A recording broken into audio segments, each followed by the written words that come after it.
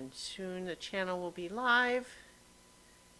And then it's live, so hello everyone, and welcome to Adventure on So Many Levels, Rime of the Frostmaiden.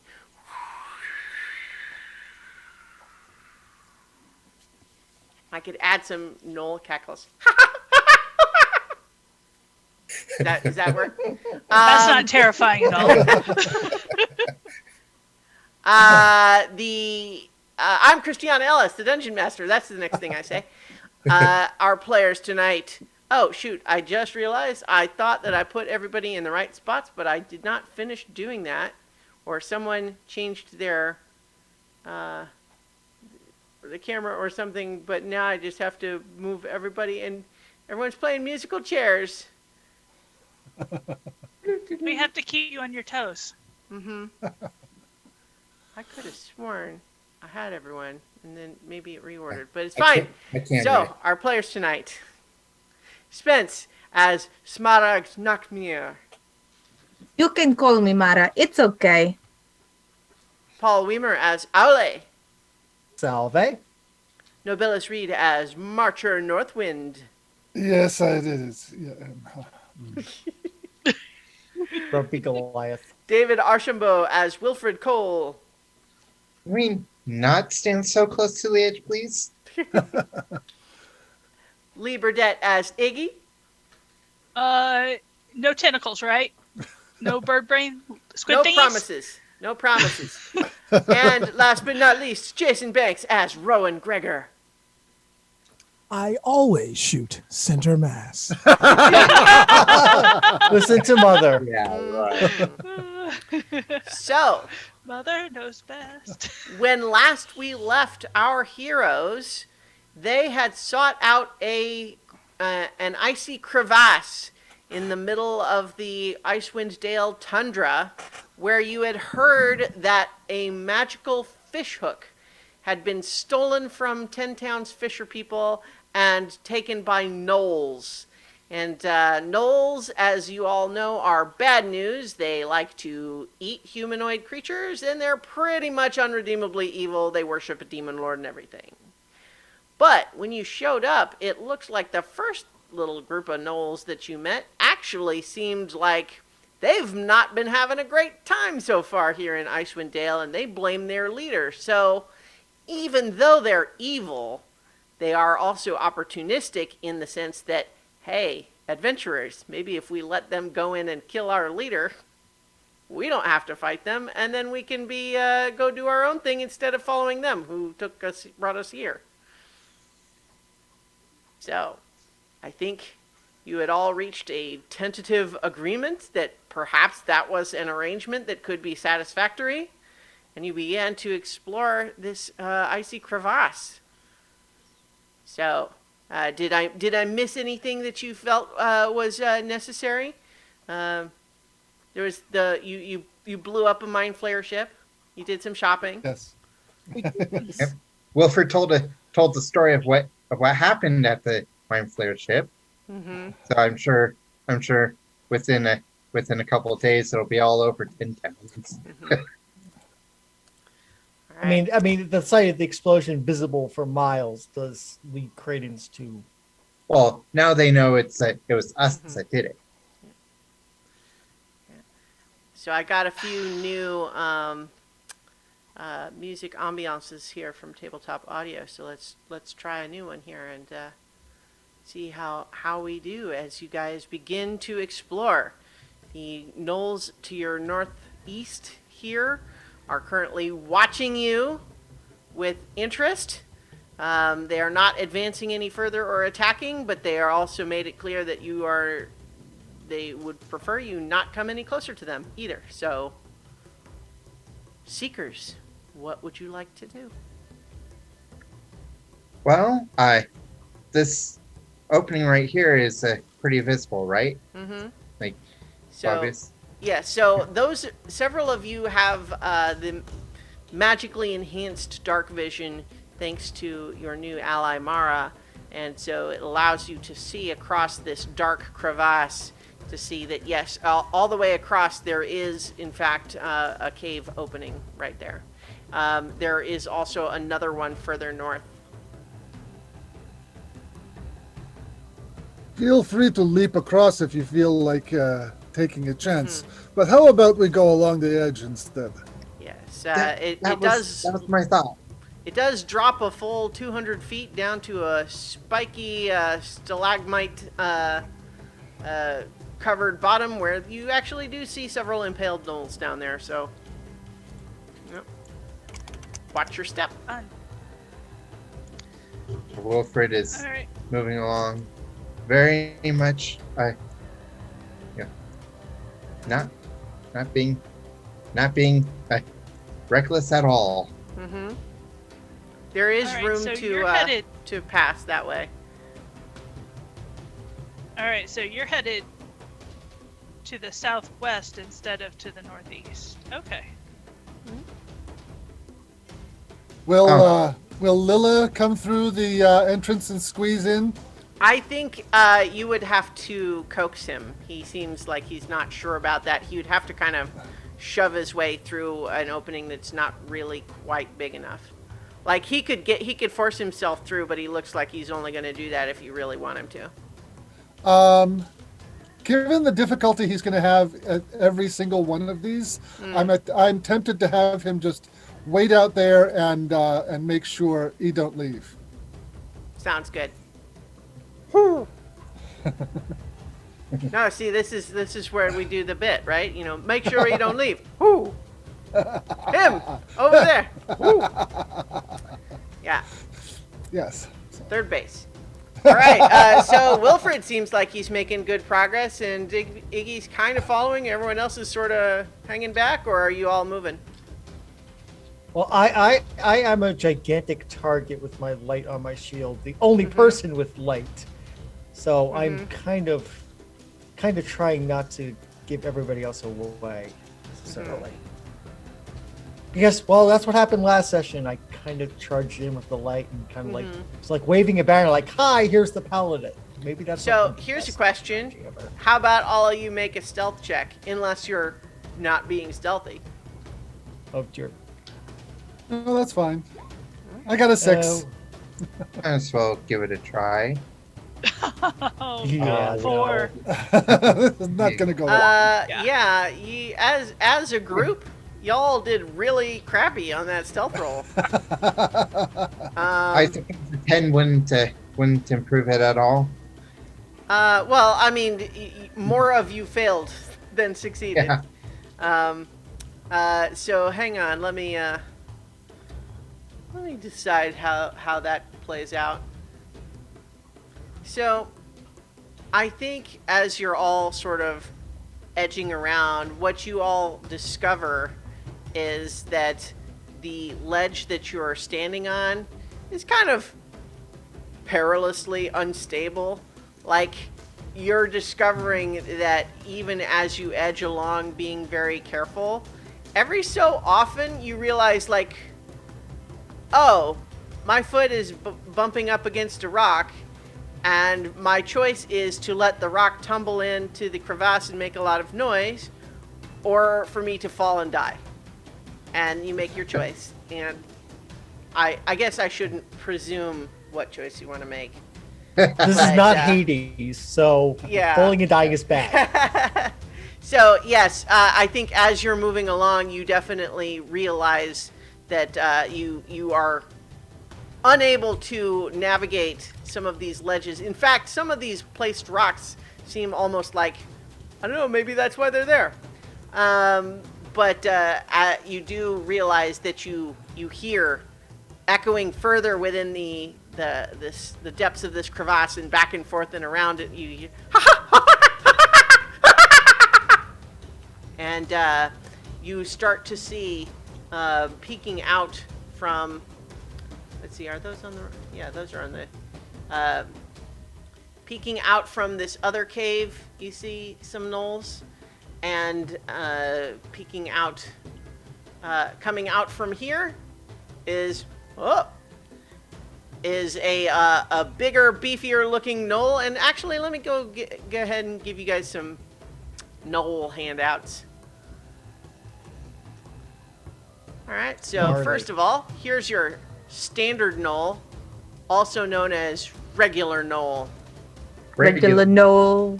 Well, you know, Yeah. their But- digestive system is different. They can eat all that meat without having to have fiber. Yeah.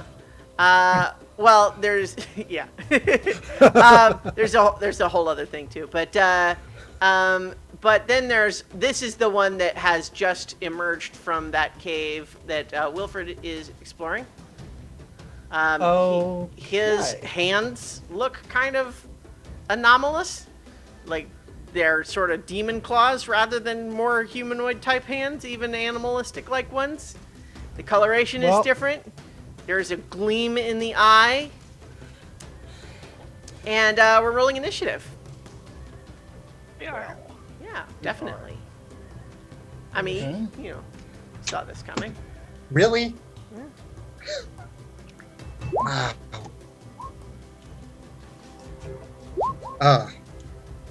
D&D Beyond's dice animation is just like, oh, So let's see. Let me. Oh, I didn't.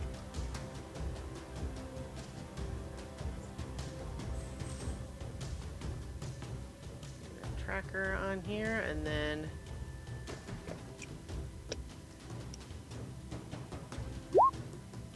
And then this guy. Given how far back I am, I'm kind of glad that Mara didn't put that charm on me, because me going first would not actually be that useful. Is that a cantrip or is that a first level spell Which? that you? Oh, the one with the initiative? that's one of my domain spells, so I can only use it once a day. Oh, okay. I was just curious. Domain spells so- are Wasn't very- usually wouldn't have been just very useful you here. cast using spell slots. well, no, it's so it's It's an It's ability, the- not a spell. yeah, it's an ability. It's not a spell. Okay, That's right. Yeah. Okay. It's called Vigilant Blessing. So the benefit ends immediately after the roll. If you so you used it when we first came in the cave, Right. so you would not so have that was advantage now. that was it. Yeah. I do appreciate it because I'm slow as well as not Yep. bright. All right, so I think I've got everybody on the tracker here. Iggy, you have the opportunity first before anything else happens. What has happened is that you have been making your way across. You realize you haven't been able to be as quiet as you maybe would have liked, and then the great big ugly Knoll comes out and looks at you, and you all look back and forth at each other and realize, oh, I guess we're going to fight now, so you get to go first. Okay, Eldritch. No, Mage Hand won't work. Never mind. Because my thought was, push him off. It's not strong enough. what's the Yeah, it's there's actually an invocation for warlocks that would be perfect right here. Allow Eldritch Blast yeah. to push. I don't have that. Mhm. Yeah.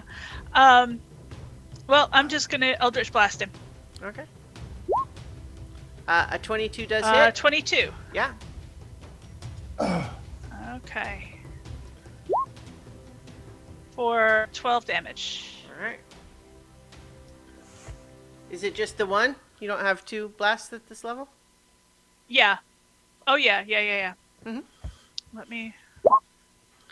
I'm Alright. trying. So 25 this time. Wow. Yeah. Nice. For Another an 10. additional 10. Wow, very nice. I over this away. Yeah, that's not bad. Yeah, you get a couple of good hits on him, and he looks very angry, but then he has a grin, and even on his hyena face, his grin is too big. Like, it extends further than it seems like his head should allow. Oh, And guess what, Wilfred? You're right there. yeah. Yeah. Funny that. Yeah, so he's going to first try to bite you. Gets a 13 to hit for that. He Probably does not hit. bites on Wilfred's shield. Yeah. And then he tries with his claws twice. A 19 to hit and then a 23 to hit. Both those hit. All right. So 4 slashing for the first one and then 7 slashing for the second one.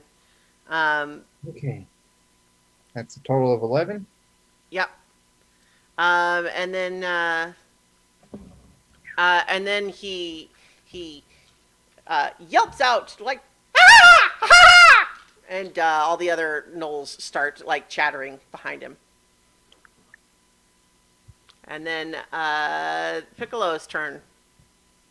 Okay, so Piccolo, I would have asked him to go get eyes on the rest of the Mm-hmm. cavern so that we can see what's coming. And so Piccolo is going to perch right there and keep an eye out. Okay. All right. Great. So then it's the other gnolls, their turn, and they start pouring out of this cave. 2, 3, 4, 5, 6.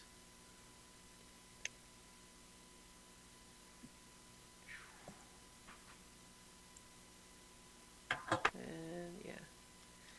And let's see. They are going to pull out longbows. And they don't have much ability to fire on any of those of you who are, past their boss. But Rowan and Mara are on the other side. So let's see. I think Mara, you're going to get 2 longbow attacks, and same for Rowan. So first on Mara, an 18 to hit. Oh, I think Yep, you might hits. There we go. And then a 16 to hit. Hits. Okay, so 2 piercing damage for the first one, and 2 piercing damage for the second one.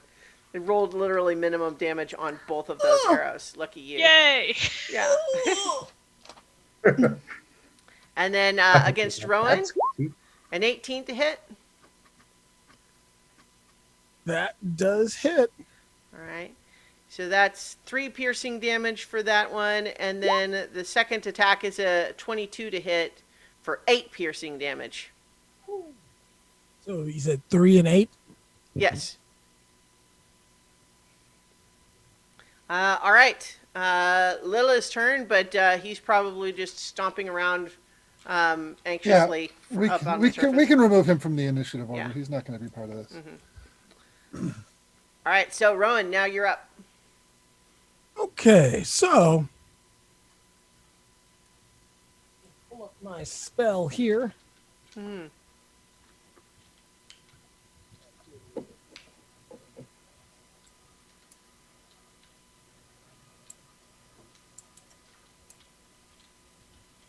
So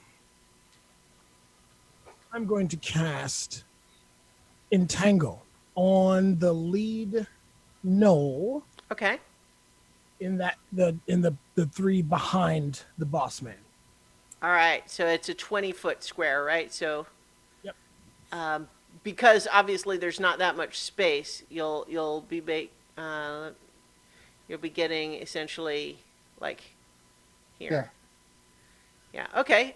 So that's strength saving throw. Yep, DC 14. Okay. So first for the Knoll Fang of Yinogu, he gets a 15. He wins. All right, and then so for the 3 other Knolls, 17, 21, 15. Oh man. Yeah. At least they're in difficult terrain. Yeah. Well, I mean, yeah.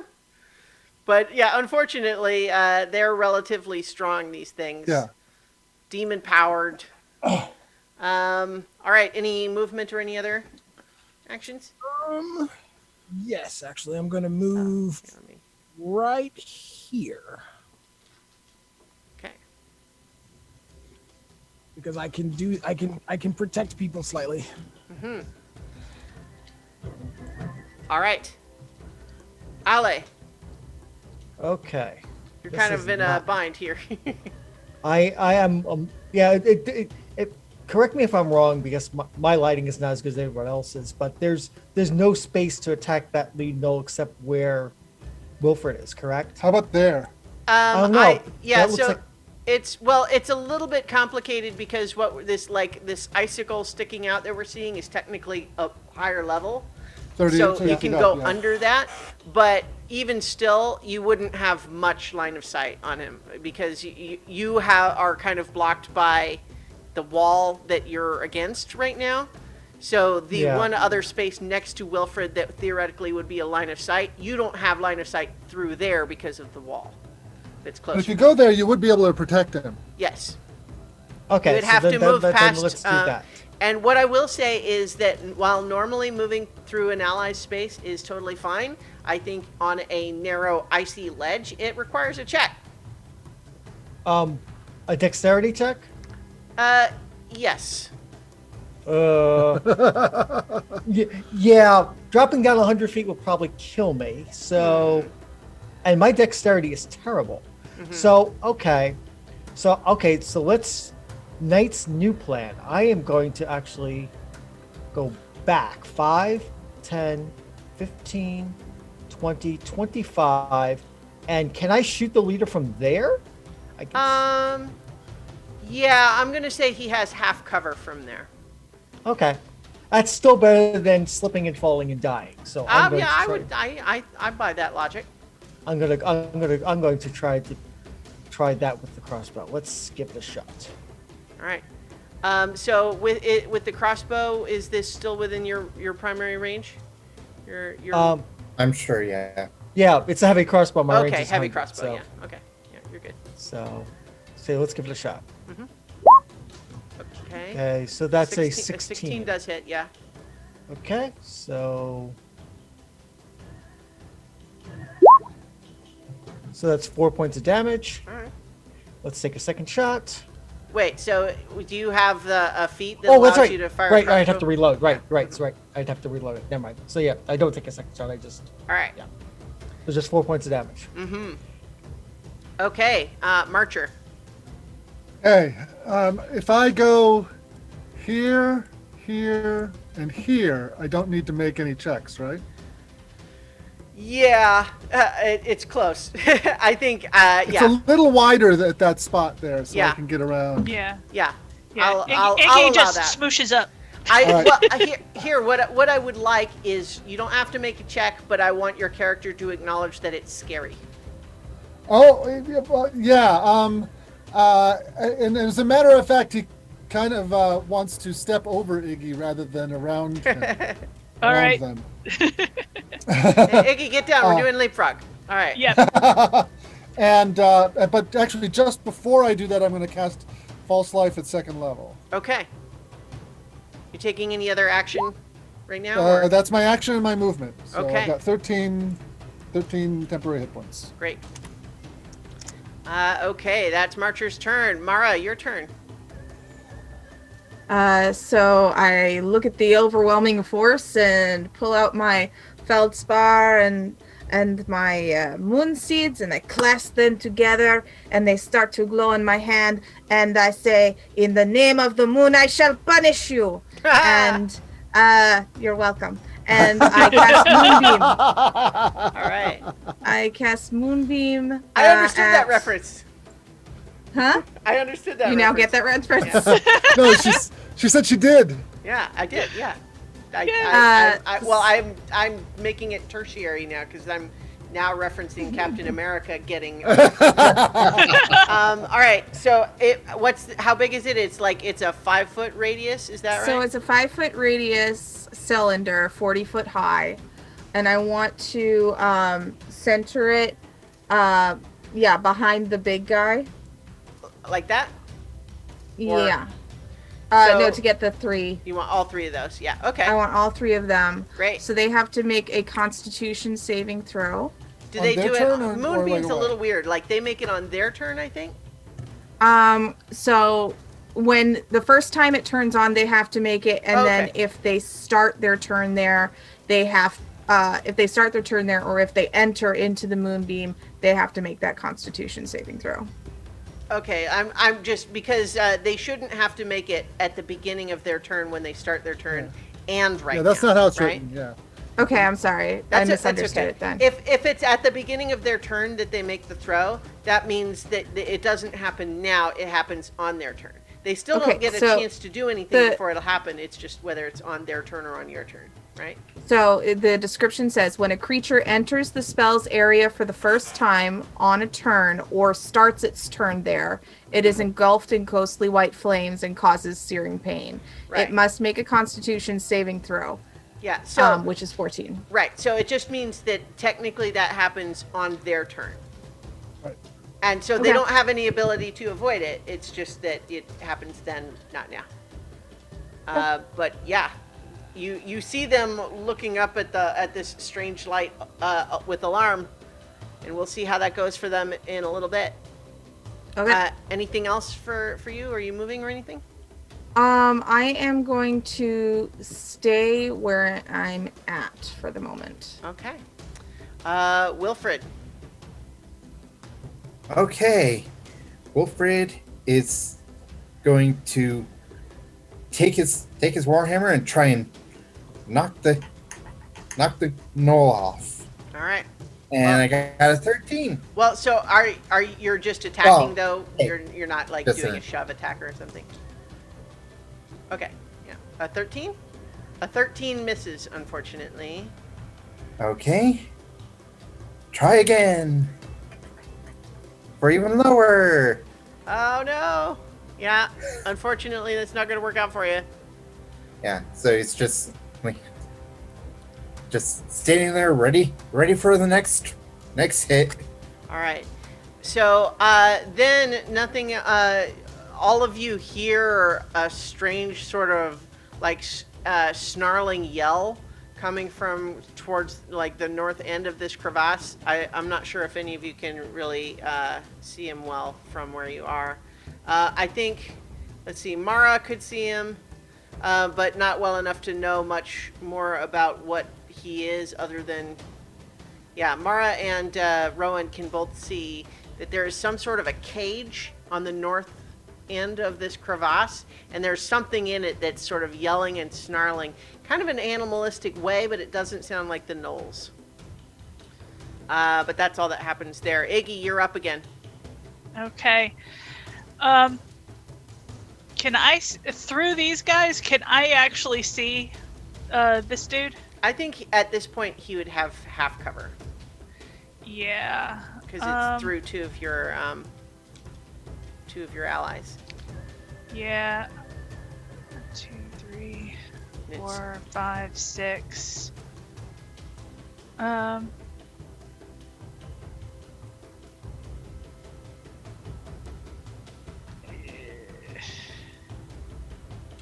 Yeah, I'm going to back to here, Okay. and on my next turn, I'll be able to get in place to where I can Eldritch Blast him again. Okay. Was that just your regular move? Did you do a dash? No, I could do a dash. I mean, if you're 2, just moving, you might as well. 4, 5, 6. Well, if you want to move past where Ale is, though, you'll need to make a check. Okay. Dexterity, acrobatics. I will allow acrobatics if you're proficient there, if that's better than just dex. I'm not proficient. It's just a regular dex thing. Okay. Alright. So just go ahead and roll your dex then. 16. Okay. Yeah, no problem. You are able to, scoot around Ale as he hugs the wall. All right. Okay, it is now Chizka, the Knoll Fang of Yinogu's turn, and he's going to continue trying to bite and claw at Wilfred. He's going to try to bite you. Gets an 8. He is not part. That's not going to work. And then he's going to try to claw at you. Gets a 15. Nope. And he's so frustrated by that he's going to use one of his attacks to shove instead. So this is contested athletics. Ooh. So he rolls a strength and rolls relatively low for him and gets only a 10. but you need to. I got a 12. All right, so he tries to shove you, but you were managed to brace yourself enough All right, that you Alfred, don't just kind of. you don't get knocked backwards. All right, that is his turn. Is Piccolo just staying where he is for now? I think what I wanted to do is have Piccolo keep an eye out. Mm-hmm. So I think Piccolo would let me know that that behind the number of gnolls that are behind this guy. Okay. I mean, from what Piccolo can see, like, I mean, you can see what Piccolo sees, right, on your screen. Right. Yeah. So he can tell you what he would be able to see. Yeah.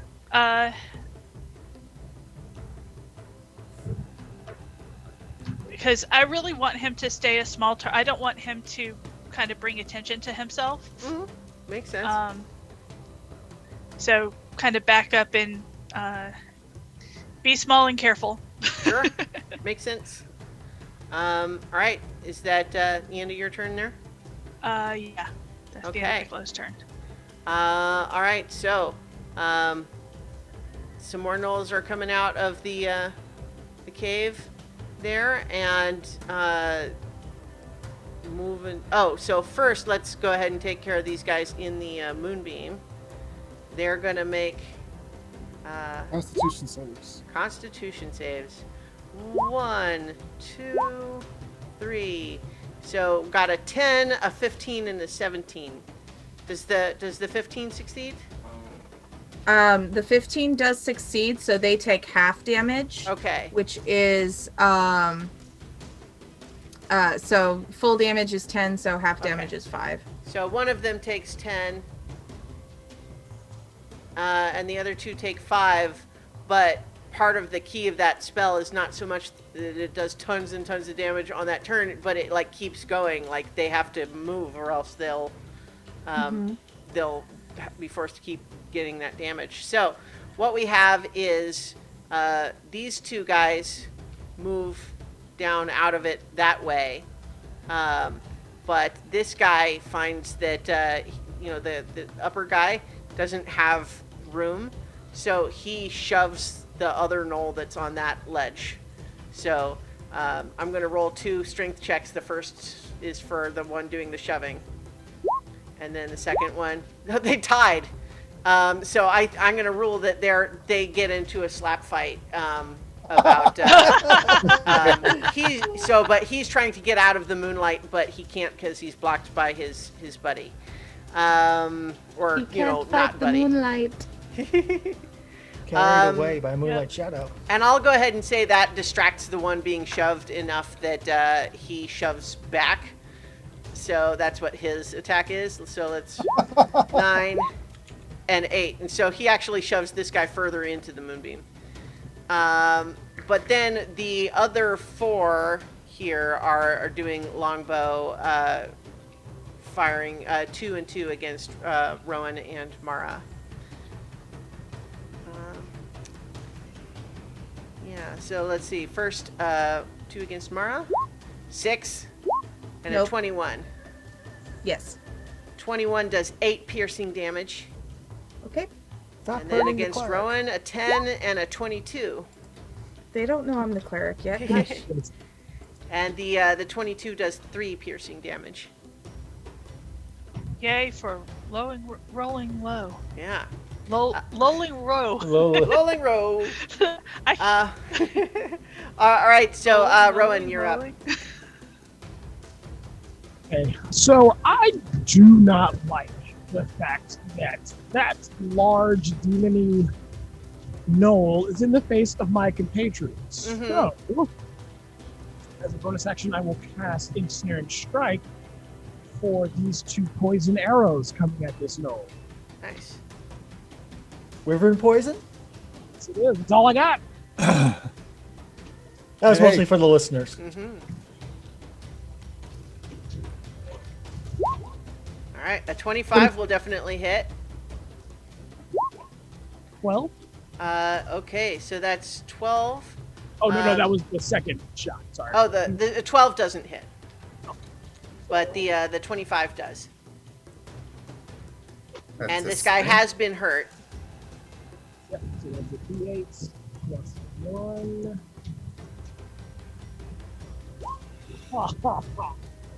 That's 2 points. And then Demon Stick is 1 Oh point. no! that's some disappointing damage.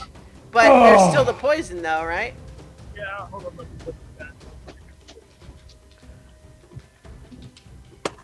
Isn't there a con save for the poison? I It think is. so. He rolled low for his Constitution save. 14? 14 damage for the Oh, I'm poison. saying, well, the DC was 14. Oh no, yeah, he got an 8. Oh, so We're losing your audio a little bit. I don't know if it's just because you're leaning away from the mic or something. sorry, I was.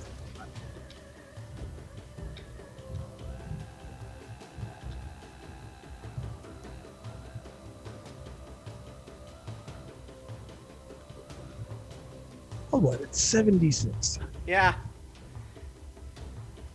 So it took the 3 piercing damage for the arrow. 26 points. Oh man, yeah. So he's not dead, but given that he is a demon-empowered Knoll who actually does poison damage with his own bite, he is not resistant to poison. And so you hit him with this arrow, and it sort of just like is a flesh wound on the arm. And at first he is just laughing, and then all of a sudden he starts to reel a little bit. He looks pretty bad as you see him, like his arm is kind of going numb, and he looks a little unsteady.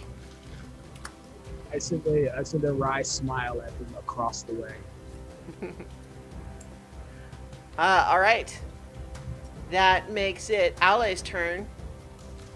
Allay's missile weapons aren't as impressive as Rowan's. He just has his crossbow, and that's what he's going. Oh, crap. He has to make a DC 14 strength check. I'm sorry. I completely Oh, for the forgot. ensnaring Oh, strike. the ensnaring right, yeah. strike, yeah. Mhm.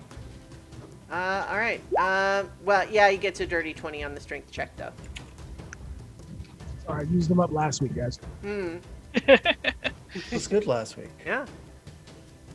Okay, so heavy crossbow shot at that guy beating up on Wilfred. That's That is a crit. Yay! Not that impressive. Well, So that is lovely. okay. That is Well, it's going to be 11. 11. It's the minimum I could get on a crit. It kills him, though. Oh, okay, Nice. okay. You That's see not bad. him with his other arm kind of reaching over and like beating on the one arm that seems like it's going numb, and then he kind of just looks up to snarl, and then the crossbow will just thump right between the eyes, and he, eyes roll back into his head, and then he tumbles down into the crevasse. Okay, then I'm going to move 5, 10, 15, 20, 25, 30 feet. Because I think Wilfred's going to need some backup shortly. It'll be time to beat up things with my sword. Yeah, 'tis not as wide as a barn door, nor deep as a well, but 'twill serve. Great. So, Marcher, you're up. The big one is down, but there's other gnolls behind him. Okay, if I push past that way, will I need to If you want to make go, yeah. So you don't need a check to go there, but you're entering difficult terrain from Rowan's yeah, Entangle. okay. Can I peek around the corner without I mean, I think Going if there. you enter that square to see into that room, you'll be entering their melee. So if you wanted to back out, you would have to either disengage or. You know what? I'm gonna give it a shot. I'm gonna go there. I'm gonna cast a second level ice knife Okay. at this guy in the back. All right. And just because I want this, yeah. Well, no, he's already in trouble. So yeah, I'm gonna cast a second level ice knife.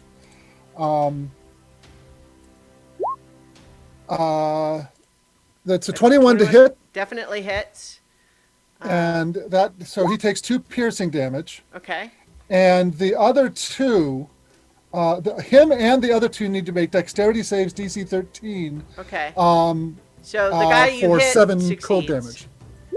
And then, so the guy you hit got a 15. The one on the left in the bottom row got a 12, so he fails. And then the third one got a crit with a 21. Okay. So it would be if they succeed, it's no cold damage. If they succeed, it's half. So instead of 7, Okay. it's 3. Okay. Well, or 2, right? Half of you round down. It's 7 damage, 5 plus. There's an extra die because it's second level. So Oh. 7 cold Oh, if they fail. 3 yeah, cold okay, I if they... follow. I gotcha. So 3 for the third guy there.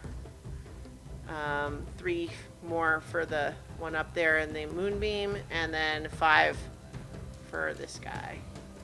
Yeah. And I'm going to take the risk of opportunity attacks there. Okay. And dodge back out of the way. Sure. So when you got up there just enough to sort of glance over to your left and peek into that room, you didn't get a chance to see too much, but what you did see is that you didn't see any other gnolls in there, and you saw some stuff piled against the wall.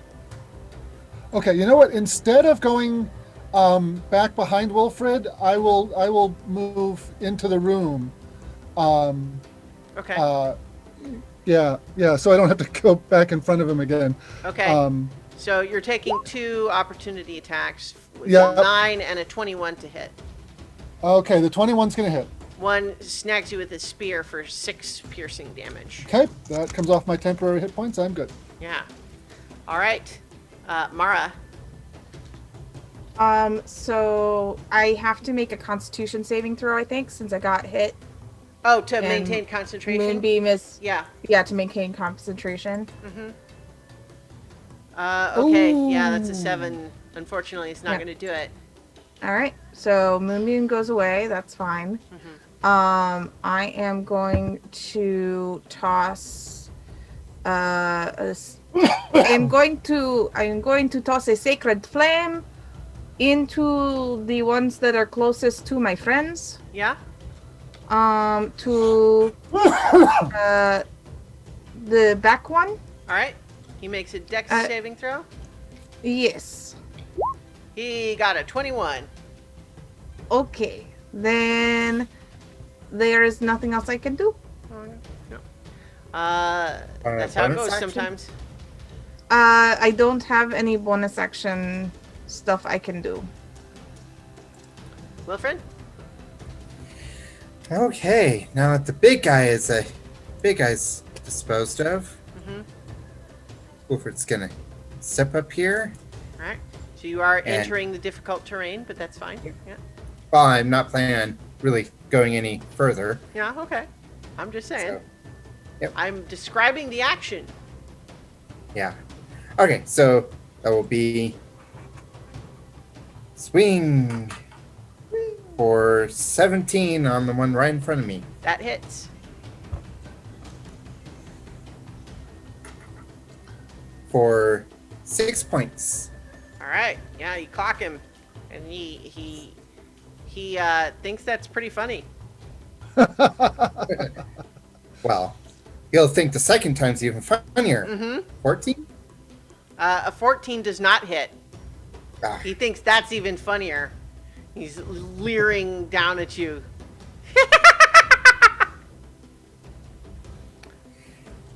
All right. Yeah. All right.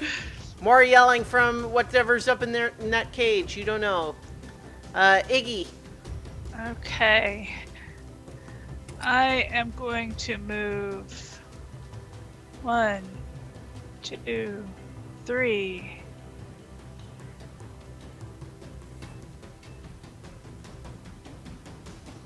Back behind Rowan, I should still have line of sight on this guy. I mean, yeah. Yeah. Basically, my thought is that I'm actually standing on the stairs behind him, so that I Sure. can get line of sight on across the way. Yeah. So let's Eldritch Blast, the one right in front of Wilfred? Mm-hmm. Oh, nope. That was a 10. A 10 is not going to hit. Let's try that again. Nope. That was a 12. 14. No. A 14 doesn't hit either. Yep. Nope. Alas. Yeah, and I'm gonna ask Piccolo to sneak back on his turn, sneak back a little bit farther and see if he can get eyes on whatever it is that's making those yelling sounds. Sure. Okay, so that is Chizka's no longer in the initiative, so it is actually Piccolo's turn. So go ahead and Okay. move him to where you would want him to be. Okay. Like I said, I want him to be very, very stealthy and secret. Sure. And let's see, how far is his range of? Blind sight is 10 feet, dark vision is 60 feet. So Yeah, he can see from there. okay. Yeah. Yeah. So what he sees is that it looks like a human, but wearing very little in the way of clothing. Certainly not dressed for the weather at all. And it seems to have had some substantial frostbite damage. But he's like slamming on the bars of the cage and sort of just like flailing around very like animalistically. Like there doesn't. It's just, you know, it's like a caged tiger just trying to get out. Okay. Does he need to make a stealth check to remain unseen? No. Okay.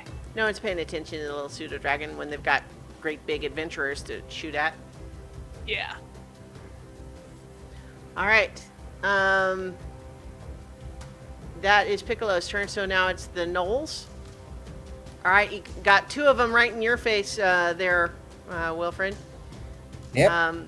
They're going to try two-handed spear attacks against you. It's a 14 to hit and a 16. Ah. Fending them off with your shield. Yep. Shield, Warhammer, just. All right, so then these other four here are continuing to fire down over at Mara and Rowan, and not any at Iggy because he went and got himself behind Rowan. Got themselves behind Rowan. 10 to hit against Mara, and then a 7. Probably both of those miss. And then They against, both miss. and then against Rowan, a 6 and a 17. 17 probably hits. Oh, I think you're muted. You're muted. Yeah. I was gonna say I'll use reaction, but no, I've got a little hit points left. I'll take that. It's fine. Okay, so 17 does 8 piercing damage. Roll better than me. Aw. Roll to Rowan instead of roll to Yeah. ruin. Well, it is your turn now, so you have an opportunity to show him, you know, how much better you can do. Out of the four that are in the, out of the first three that's in the, I know the one in the back hasn't been hurt. What about the, out of the first? So the 3 that are closest to Wilfred have all been hurt. The other 3 have not. Then I will. I'm gonna take a shot at the one directly in front of Wilford and the one behind him. Okay. One of each. So the one behind, so the 2 that are directly Yeah, north of behind. Yeah. The this one the- and this one. yeah. Gotcha. All right. Let's see those rolls. Oh God, that's that. Roll 70-20. Oh, Okay. crit. So there you go. There you go. That's gonna probably be pretty good. Okay, so that is 9 points plus a 6 So and an 8. So that's 9, 15. so you would so it would actually be you would be doubling the Colossus Slayer too. So that would be another 6. yeah. So actually, I was going to say it would be 8 plus the d8 you rolled, right? So it was 14 plus 16. But as it happens, though, that guy had 8 hit points, so you definitely kill him. Whoops, I didn't mean to delete him. I was going to have his body still be there, but Tumble into the pit of stalactites. no, that guy just flops dead where he is. Not as top heavy as the bigger one. But that one's dead, so go ahead and roll your attack for the other one. 25. 25 definitely hits.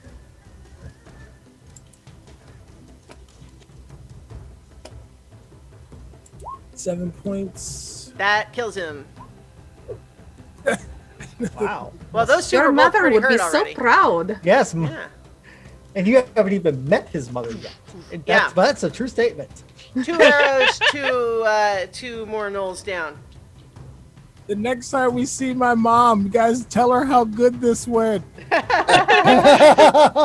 tell her yourself. We'll back you up. Yeah. All right. Are you going to move at all? No, I'm gonna stay Okay. there. Great. Ale, your turn. Yep, let's move up. 5, 10, 15, 20. Now to here would be difficult terrain would be 30, correct? You Yes, can, this if you is- want the square between Marcher and Wilfred, you can do that. Yep, that's what I want. Yeah. And that's I can't even. Weirdly enough, I cannot see. I don't see the. Well, because the guy in front that of me. one's around a corner from there, unfortunately. Yeah, right. So so all I'm gonna do is just change out from crossbow to sword and shield and get ready for the next wave. Gotcha. Because Okay. I can't even see the guy because I don't have dark vision. I can't even Yeah. see the one up there. I can see nothing. I'm blind. Yeah. Well, in this case, it's a line of sight thing. It's that he's Yeah. around a corner. He's, Well, also I can't see the one the one at the top there that I can see on your screen. I can't even see. Well, the no. one. What I'm saying is there's a line of sight issue. You are Oh, in okay. a doorway, and you have like your vision is obstructed. It's not that it's dark. Yeah, there's you're in the hallway into that room that Yeah. Oh, okay. I was misunderstanding the map. Yeah. Got it. So, for example, if you moved to where Wilfred is, see? Yeah, I see now. Yeah. Put you back where you were. Yep. Yeah. Alrighty. Okay, so that's Ale. Marcher, you're kind of penned into this little room now, which you can see Yeah, has no other enemies in it. Thanks, guys. My plan is completely foiled.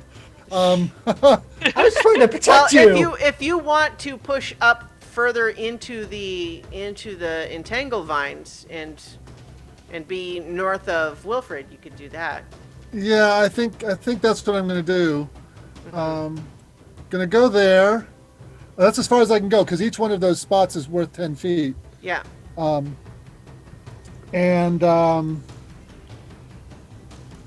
You could actually do one. Well, oh, actually, you're right. Like you would have 5 more feet, but you can't go another square. Can't use in it, yeah. Mhm. So Actually, no, I take it back. Yeah, because it would be 10 feet to move to where Ale is, yep. and then I would allow the diagonal to be Oh, okay. So 20 yeah. feet, so you could move one more square if you want. So yeah. So I'll move one more square. I'll move there in order to open things up for people to get around. And yeah, I'm just gonna whack him with my staff. All right. Which one? The one south of you? The one south of me. Yeah. Yeah. A 13 13. misses, unfortunately. He Okay. dances out of the way. Okay. Yeah, that's my turn. All right. Mara, your turn. Okay, so first thing I'm going to do is I'm going to summon my spirit guardians of the shooting stars around me. Okay. This is the first thing I will do. All right. So there's that. The second thing I will do is use my bonus action. 15-foot radius. Let me give you. I will use my bonus action which is the blessing of my goddess. Mm-hmm. To teleport 30 feet to an unoccupied space that I can see. Okay. So I will go here. That's pretty great. Whoa! Yeah. And now all of them have to take the spirit guardian damage. They sure do. So for spirit guardian, let me get back to it. Yeah. They must make a wisdom saving throw. Okay, let me just, I'm looking at this spell too. And so this one is, yeah, so when a creature, yeah, so this one is like the moonbeam, so they will do it on their turn. Okay. But yeah, that's going to be great when that happens. That's a good combo. I'm in love. Yeah, very cool. So I am surrounded by shooting stars, and in the middle of these knolls, going, "Hello." One thing I will offer, actually, because it is dark in here, is that if you wanted to be using your steps of whatever it is, steps of night, I think it's called. That is fly. That is something else. Okay, well, I just meant that if you wanted to do that instead of teleporting, but it's fine. It's great. It's great. You did it great. Yep. Wilfred, your I would turn. like to keep that in case anybody falls. Sure. Yeah, no, that's probably a good idea. Okay, Wilfred, it's your turn, although all of a sudden, Mara is up there now, and all of the air around her looks like it's alive with shooting stars. Well, that's different.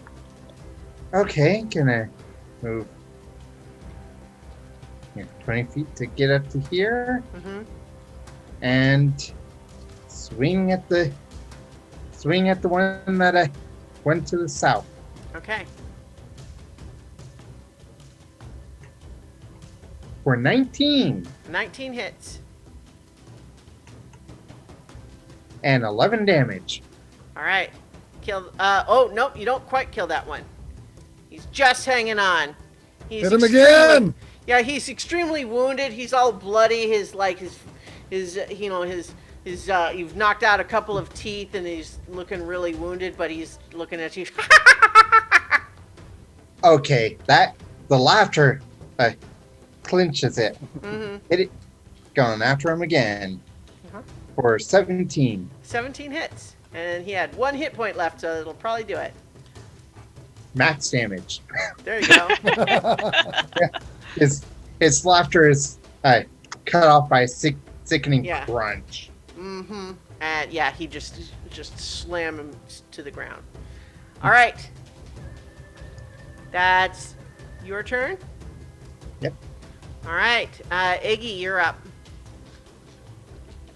All right, so I am not nearly that cool.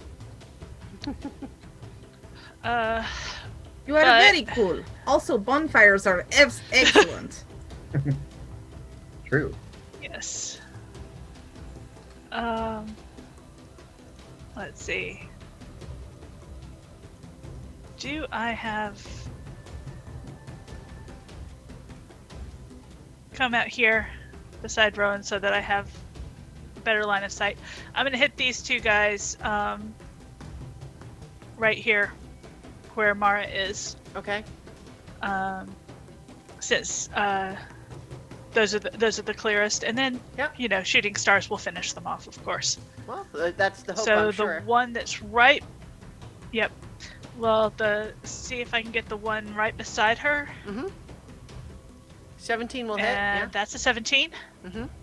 Okay, for 8 Yeah. damage, and the one right up above it, not an gonna 8, hit. An at 8 to hit won't hit. Nope.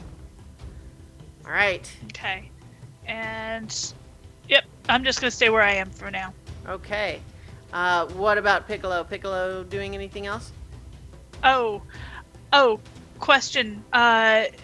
Using my telepathy crystal, Mm-hmm. can that be a bonus action? Well, are you wanting to just like say something to someone? Yeah, I mean, you can just. Or no, actually, I don't have to worry about it being secret. So I'm just going to yell out to everybody and tell them that it looks like there's a crazy person in a cage that may be a Frostmaiden, a servant of the Frostmaiden, back behind the Knolls. Yeah. So for the record, though, your telepathy doesn't cost you anything to use. It's like you can just do it as easily as as speaking. All Okay. right. So, you yell that out. but yep. All so right. that they know what Piccolo showed me. Right. Okay, so we got 3 Knolls ready to face Mara's spirit guardians here. Is a wisdom saving throw, you said? It is. Okay, so the 3 of them are in order from top to bottom. We got a 4, a 16, and a 19. Okay, so the 16 and the 19 take half damage. Right. But the damage is 16. So pretty 16 good. full damage. And then for the 2 that succeeded, 8. All right. So, yeah, that's still a fair amount of damage for that top guy. He's not dead, but, you know, none of these guys are very happy about that. Yeah, this is the part where I might regret what I've done. Well, we'll see. But yeah, so it is their turn, and you just suddenly poofed out of nowhere, and so they're gonna all go after you with their spears. Actually, I take it back. The one that's to your south is still occupied with Wilfred, I think. So Okay. first, but the 2 up there are going to attack you with their spears. It's a 12 to hit and a 9 to hit. They are too surprised and distracted by all the pretty shooting stars. Then the one attacking Wilfred gets a 14 to hit. No. The battle has turned against them, I think. Okay, that's their turn. Rowan, you're up. Ready. We'll take a couple of sharpshooter shots at the one fighting Wilford and the one directly beside Mara. Okay.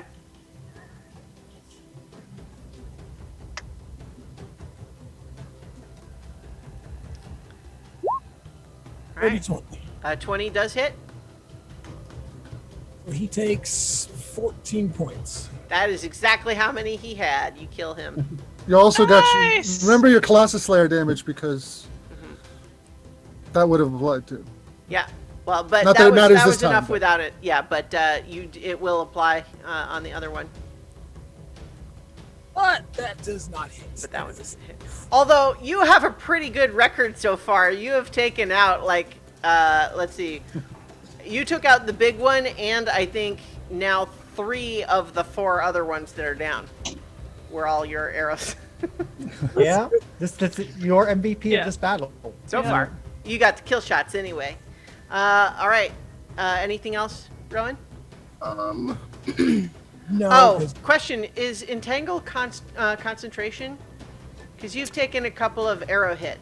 it can fall off. I was Okay. literally just trying to restrain them at the time Yeah, that they're all. no, it makes sense. Okay, so Aule, your turn. Okay, so can I move past the Goliath over here without a dex? Yeah, because it's a little wider there. Okay, so 5, 10, 15, and I can. Oh, I'm not. Oh, I actually can't reach the Knolls at all. Oh. Well, just get in behind. No, you can get to the space between Wilfred and Mara and attack the southern of the 2 that are up there. Let's give that a go. Yeah. Because I have not swung at anything today. I've just been shooting crossbows. Yeah. So let's see if I can. My blade thirsts for blood. Yes, it does. A 22, I think, is 22 thirsty. will hit. Yeah.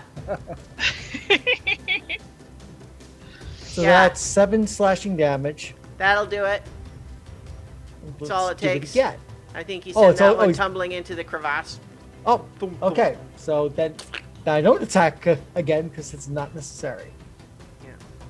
Yeah. But at least you're there, you can Well, impose alright, disadvantage. Can you get up to the? No, he can't move that was- any. yeah, that was his well, entire no, move. actually, it's no longer difficult terrain. So yeah, you could. That's right. Yeah. So yeah, I actually can move here. Okay. Mhm. So yeah. Leave the cleric alone.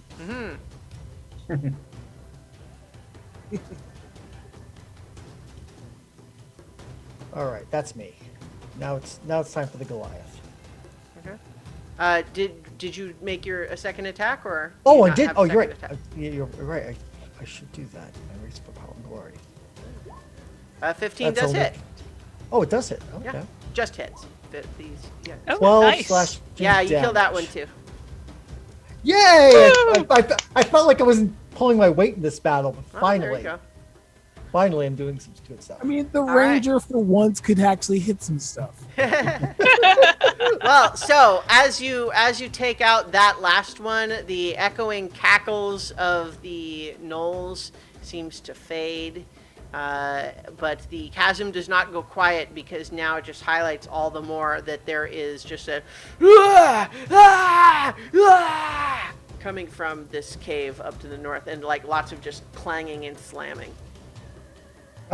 While everyone else is distracted with that, I'm going to go back and search Chizka's cave here Sure, because there was some stuff in there. there sure is.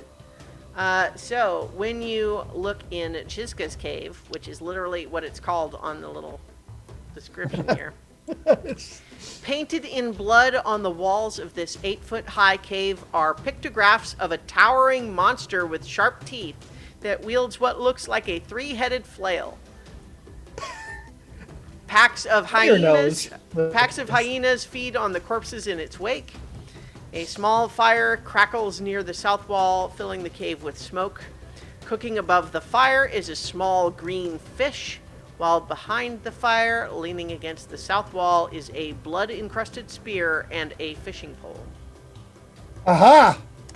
I take the fishing pole. Yes. You also, when you're over there, see that there is a blood-stained bolt of cloth that looks like it has been folded around some coins. I'll take that too. We can That divide it up later. Yeah, that cloth contains 21 gold, 56 silver, 117 copper.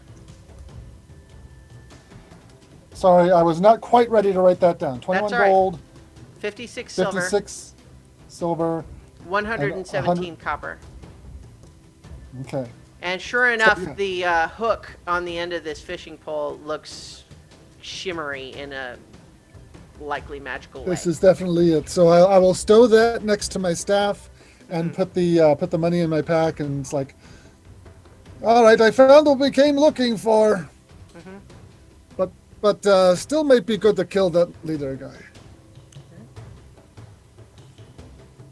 Just to make sure that these gnolls don't cause further trouble in the towns. Aye. So let's find him. Wolfred's gonna go up to the towards Yeah. Yeah. If we're still in initiative order, No, I would also go up. You're no longer in initiative. Okay. Then yeah, I would go up and inspect Well, this so creature. here's a quick question. Do you dismiss your spirit guardians? Yes. Yes, Okay. I do. All right, let me turn that off on your. I was gonna say like. that would But be- what I will do is engage the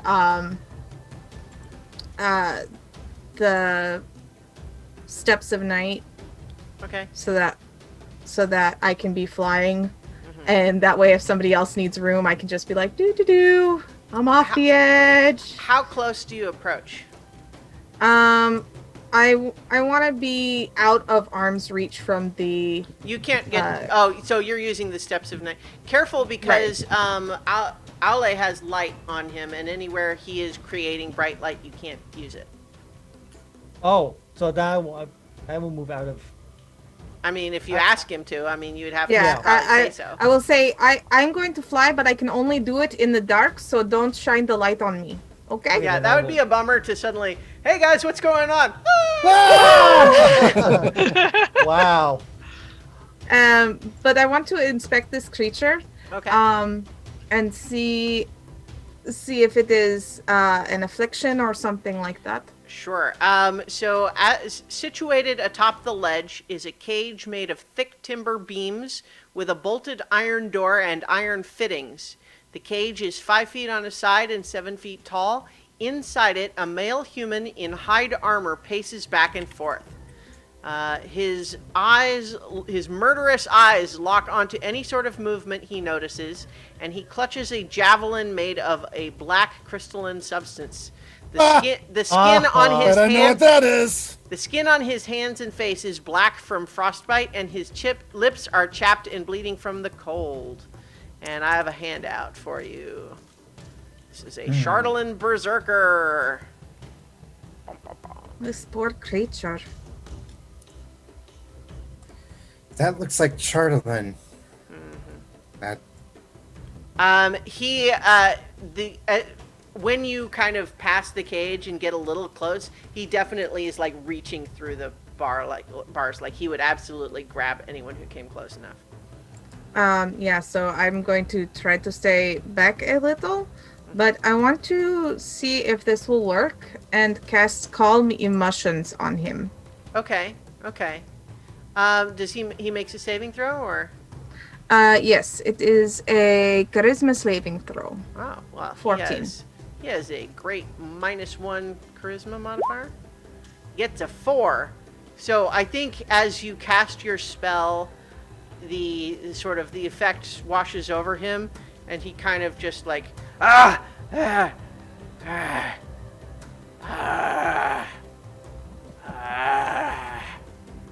Can you speak?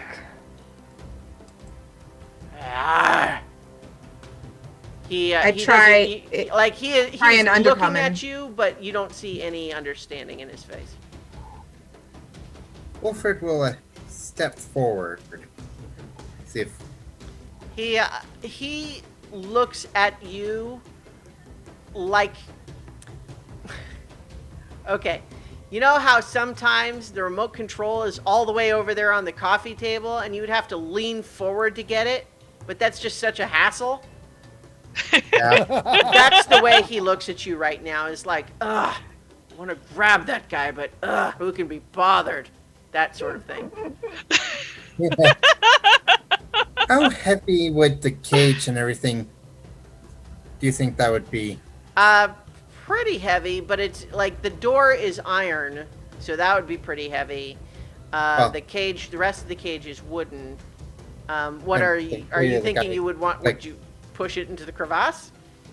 That is actually what's going through Wilford's mind right now. It's like, I think that if you, like, two of you together could do it pretty easily. Should we just, He will only be calm for a minute, so if you're going to do something drastic, you should do it now. Okay, get onto solid ground, and Ale, come give me a hand. So I will fly up to this stalagmite and hang out there. Sure. The light's going to be bad for. Okay. In Yeah. the meantime, You just said Ale, put solid ground under me, Yeah. so I did.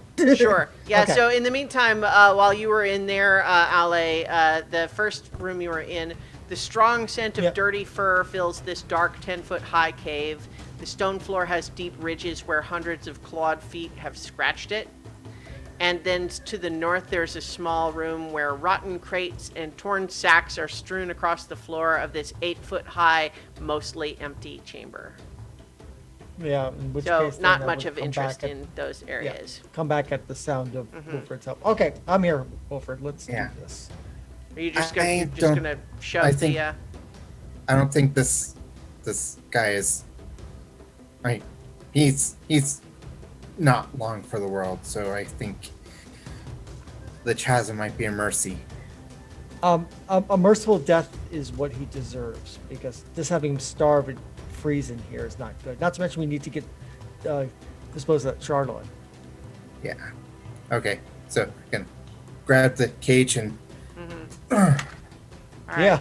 So I think what it would be more like is that the two of you kind of get in between the wall and the cage, and you're sort of just Yeah. like And we'll using leverage to topple it over, right? Yeah, Yeah. leg press. Yeah. So you do that, and let's go ahead and roll some fall damage as you shove the cage over the side. He takes 40 falling damage as the cage hits the first ledge. And he's not dead. He's still screaming. And then it slowly, you're actually looking at that, hearing him go, ah, ah, ah, and you're watching the cage kind of go, and then it falls another 100 feet. And that does it.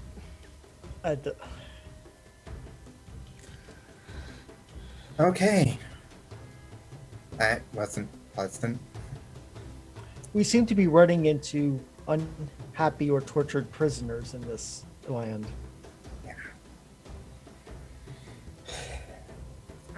So, all right. We how do needed we get this. To the leader guy.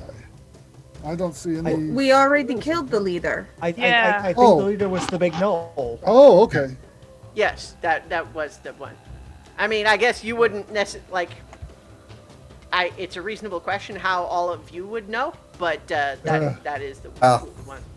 I mean, the Knolls out there at the gate could come out and kind of give the thumbs up. I mean, they have not come out yet, but So, did we need the javelin that he had? The caged man? It would have been nice to have the Chardolin, but Hold on. Having it sit way down there Hold on. keeps it out of trouble. But it would be nice. Put your light away and I will fly down there, okay? Okay, we'll put my light. Wow. Yeah. I think Ig would say, be careful, that stuff can be cursed. hey, Paladin, go put your light under a bushel, just for a second. So I will fly down there and make sure that if I touch anything, I cover my hands and I don't touch anything with my bare skin. If you can see if it's evil, I would suggest that. The Touch it, javelin. it's evil. Yeah, I the don't javelin. have You don't have detect evil? good not right now. I'd have to prepare it. Oh. I didn't prepare that today. The javelin does seem to be made entirely of Chardolin. It is not just the tip. Do I know anything about this material? Well, I guess I'm trying to remember. It makes sense that you all would have talked about it a little bit. The only reason you were going down to get it was because it was special, right? So I feel Right. like you must have talked about it. So I think what you've been told about it, even if you didn't know much about it before, is that it is a type of crystal that can be imbued with powerful magical energy. It takes to enchantment extremely well, but it can also, for example, if it ends up imbued with evil magic, then it becomes an evil magic thing. So if I hover my hand over it, does it feel like my people, or does it feel not I mean, like I my don't think people? you can just tell that with your hand. I don't know. I mean, But there I will are take magical off things that would, there are spells that can do that sort of thing. I will take off my cloak and put my cloak over it and bring it back up Okay, before my fly spell ends. sure. Yeah, so you're going all 200 feet down and then back up, but you can do that. Yep. So, all right, you have it wrapped in your cloak currently. Okay, I have the thing. Okay. You said don't touch it, so I didn't touch it with my bare hands. Good That's job. good. I call from inside. You can turn the light on now. I don't have to fly anymore. So, what do we do about the ones out front? Well, that is difficult because they are evil creatures, but these ones did not want to fight. And they are kind of a family. It seems. And we've given them plenty of food because they eat each other. That is Yeah. They are not servants of the Frostmaiden, so I don't have a moral obligation to kill them. Perhaps we could try and impress upon them that they should make this food last. So I And- don't know that we can because of the language barrier. We have the ranger with the helmet. I mean, yeah, but I'm still trying to learn how to master this brain slug. anyone who has nature can make a nature check. Anyone who has religion can make a religion check to just like know more about gnolls and their deal. Yeah, so that natural one's not going to help you very much. How about an 18 on nature? Okay, and then an 18 for Iggy on religion. Yeah, I think between the two of you kind of trying to refresh your memory on like what you know about gnolls, that like you have a vague sense that like most gnolls are not even like born as sentient creatures the way most humanoids are. They're literally made through a demonic ritual. They are like inherently evil creatures. Unlike most races where it's like they could be anything, right? Like at least these types of gnolls are not natural creatures, and they exist pretty much to destroy and consume. That's like their whole deal. So then Mara would So it may be that they would let you go without a fight, but that just makes them someone else's problem. Yeah. Or our problem down the line. I would like to remind you guys that you killed all the archdevils. We did. Who were actually offering us an alliance against the Frostmaiden because they were evil. We did kill the devil cultists. So I hate these to are admit more it. difficultists. I hate to admit it, but we need to destroy them. Okay. And you see, like, anyone who's near Mara can see, like, regret on her face. All right, let's be about it then.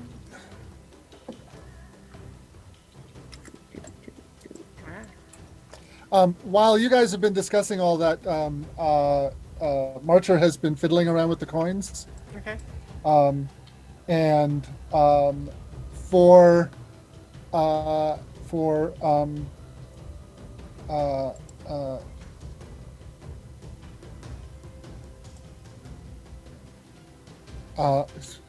sorry, Rowan, he's got 4 gold and 4 silver. And that's actually for Rowan, Ale, and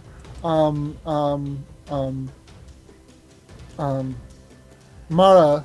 He's got 4 gold and 4 silver. For everyone else, he has 3 gold and 16 silver. And then 19 copper on top of that for everybody. Your anchor banker, he understands. So three gold, 16 silver? 3 gold, 16 silver, 19 copper.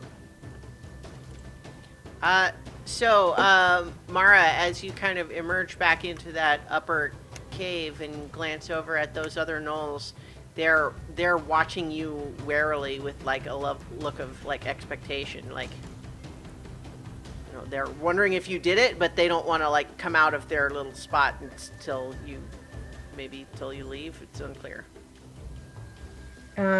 So I will nod at them. So and here's something that happens that interrupts what you're doing. Sorry, I'm moving you, Rowan, just to kind of get you with everybody else, because I'm going to introduce a new element that's happening right now. Is that everyone make a perception check.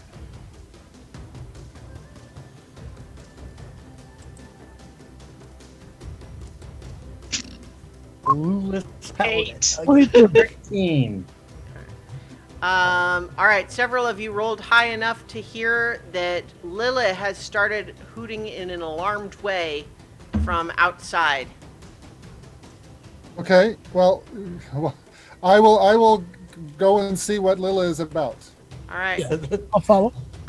We're rolling initiative again as you do that. Oh boy. Okay.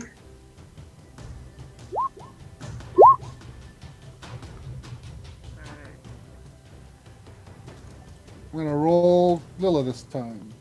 Yep.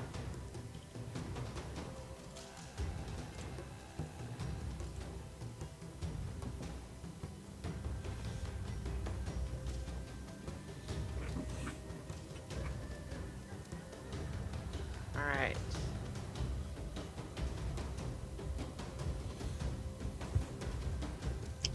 So has everyone got a new initiative roll?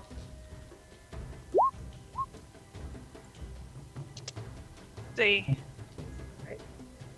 No, actually, that's I'm flipped. Piccolo's supposed to be 4. I'm supposed to be 18. Okay. Alright. Shoot. Hang on. Trying to get the Knoll sheet back up. There we go. I really like that the Piccolo's rolls look like Piccolo rolled them. Alright, so as Marcher, as you emerge to the top of the cave, hang on, I've got a couple of extra Knolls on here. Okay, everyone got their new updated initiative on there? Yep. Great. So what you see, Marcher, is that first what you see is Lilla's butt kind of pressed back up against the entrance of the cave. But as you kind of try to shove aside, and I think you can't really see, but what you hear is outside some cackling Knolls. Okay. But now we're in initiative, so Iggy's actually up first. Okay. And consensus was we kill them all, right? Yep. That was the plan. Okay. So I am going to move out to here so that I can get line of sight on this leader Knoll guy. Mm-hmm. And both of my Eldritch Blasts are going at him. The double deuce. Yes! Crit! There you go. Crit for the first one. It's going to be good. Alright, so that would be a 10 plus a 10 plus a 3. Oh, you rolled a 10 and Well, no, but the way we're doing crits was the one roll max is a 10 for one, and then roll a yeah. d10. But yeah, roll a d10. Okay, and then have you my you 3, did roll a 10. 23. So, yeah, okay. So yeah, 23. 23. Yeah, you blow that one's head off just right off the gate. Okay. His head just explodes. All right. So then the one right behind him. Mm-hmm. Oh, look great. 19, 25 will so hit. not a crit. Yeah. But it's still 13 points of damage. Okay, well that one doesn't just kill him outright, but yeah, it's a significant hit. But yeah, the Knolls, Okay. the Knolls have just a split second of like, oh, you're fighting us now. All right, yeah. They kind of wanted to fight you after all, but you know they were gonna Guess they're maybe evil be able to demonic hold on Knolls. to a deal, but yeah. But you attacked first. That's really that's all they needed. All right.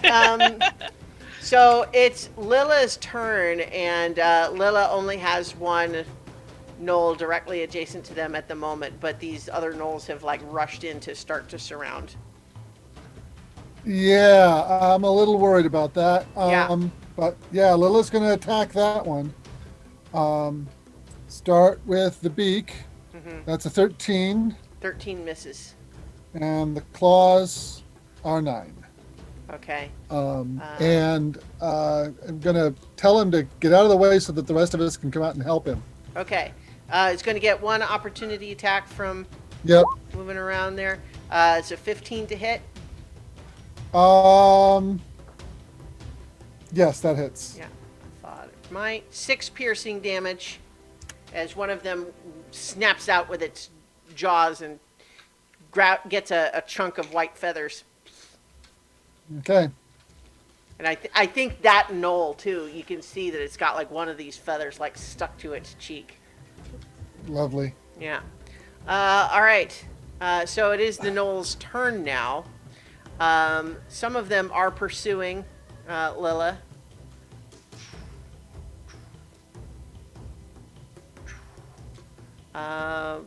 And then 2 of them are coming to attack you, Marcher.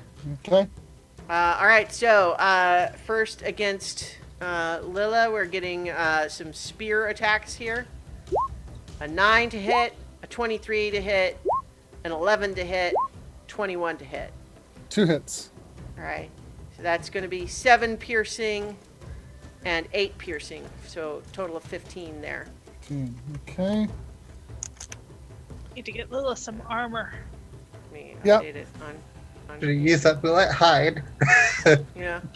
Oh yeah. That In would hindsight. make her bulletproof. Him bulletproof. Bullet. All right, and then 2 of them are attacking you, Marcher. So that's a 5 or a 6 to hit rather, and a 19 to hit. 19. Yeah, I'll take the damage. Okay. 3 piercing damage. 3 piercing. Okay, comes off my Yeah. temporary. All right, that is the Knoll's turn. Oh wait, no, I'm sorry. We've got 3 more Knolls up here in the other cave. Yeah, so they're gonna run out.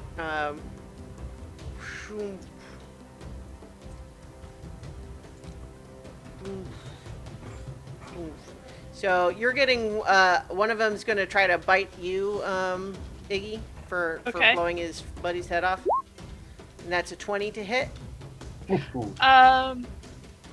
Yeah, shield spell won't do any good. So yeah, that hits.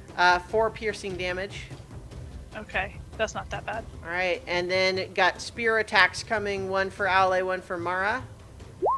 That's a dirty 20 for Aule, That'll hit me. and that's gonna be 3 piercing, and then for Mara a 14 to hit. Nope. All right, that's the Knolls. Rowan. Alrighty. I'm going to cast another entangle, but I want to do it 2 squares behind the knoll in front of Marcher because because I can hear the sounds of the owlbear having a go at it, and hopefully Yeah. I can snag some of them. So can you like here? Yeah.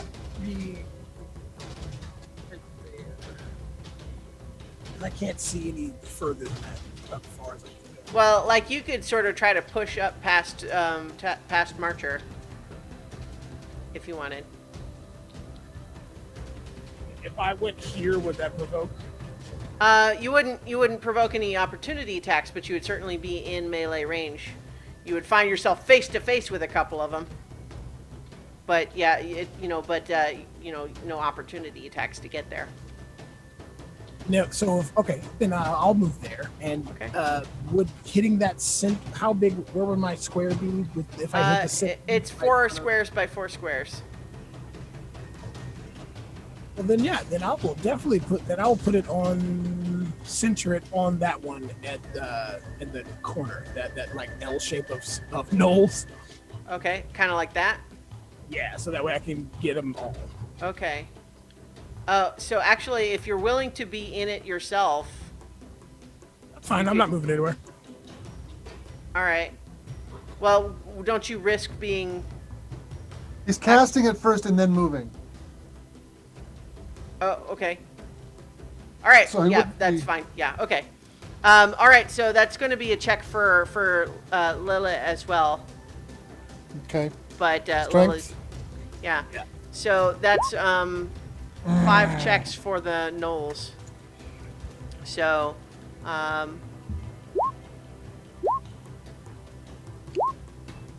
okay. What are they trying to beat? Is it 14, 14? DC 14. Okay. Two of them beat it, and 3 fail. So it's, let's see. And they're restrained? Is that what it is? Yep. Okay. no damage, because this is just the entangle spell itself. Right. Okay, but Lila is restrained. Yes. Okay. Okay, That's so right. Yeah. 3 of those 5 gnolls are also restrained. Okay. That's my turn. All right. Ale, your turn. Okay, first up, we will cast, as a bonus action, we'll cast Hunter's Mark on the knoll right in front of me. All right. And then I'm going to take whacks at it with my sword. Okay. Number 1 is a 13. I'm thinking It it's a miss. misses. Yeah. And- It doesn't penetrate the hide armor. Let's try that again. 26 hits. 26 hits. So that is... And 6 damage. 6 and 6 on the Hunter's Mark for a total of 12. Oh, right. There you go. Yeah, that's a significant hit to that thing. Couldn't take another one of those. Wait, so that is my action. All right. Wilfred. Okay, which one of these 3 is the one that's been hit? Hurt? The one directly in front of you was the one that Iggy hit with Eldritch Blast. First swing at that one Mm-hmm. for 19 That'll hit. and 5 damage. Okay. It's not down. It's pretty hurt, but not dead. Okay. Yeah, go ahead. Second swing at that one Mhm. for 21, Hits. 7 damage. You kill that one. Yay! And I'm gonna go ahead and do action surge to All right. take another pair of attacks at the one in front of Mara. Great. Let's see it.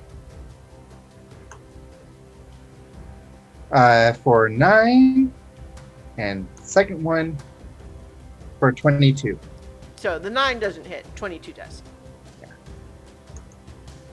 5 damage against that one. All right. Okay. That makes it Mara's turn. So I will hold on to my holy symbol of the moon, and I will close my eyes and say Nova, and cast Word of Radiance.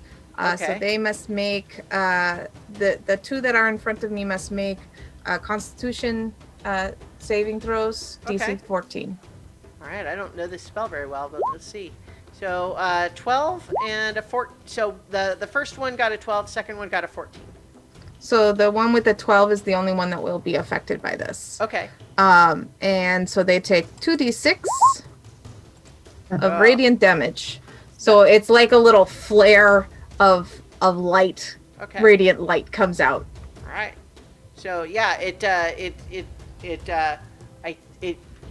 smacks it on its nose, and it kind of like tears up. And it's like, but it's Bad puppy. all right. And can I back up? If 5 you feet? do, you would get 2 opportunity attacks, but you can do that. Yeah, I want to do that. All right. They're going to attack you with their spears. It's a 9 to hit and a critical miss. So yeah. Both miss. Yep. I Okay. am too sneaky. Yeah. All right. Piccolo's up. Is Piccolo doing anything? No, Piccolo's gonna hang out. You can actually remove him from the turn tracker. All right. Marcher.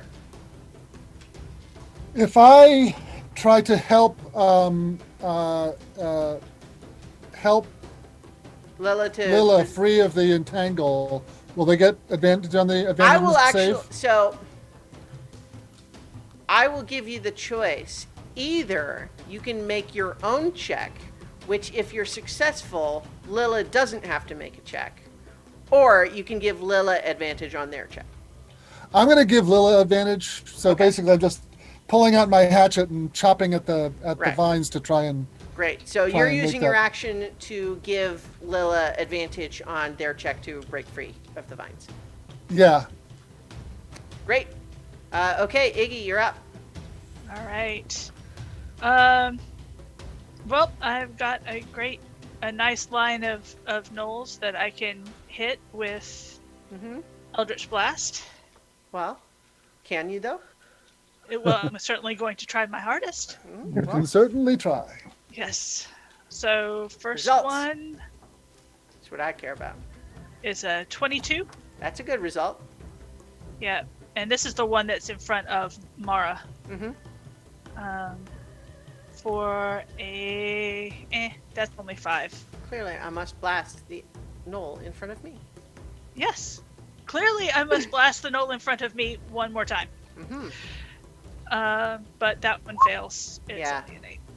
All right. Unfortunately, not as successful as the other one. Other Yes. round. Okay, but it's Lilla's turn. Lilla now has advantage on making a strength saving throw, I guess, right? Or is it, how does it, let me double check. I can look at entangle. Yeah, so they must strength saving throw, and they can make a strength, so it's a strength check Okay. against this DC, which I believe was 14. 24. So yes, Lilla is able to use his action to be free of the restraint. And the advantage made the difference. Yes.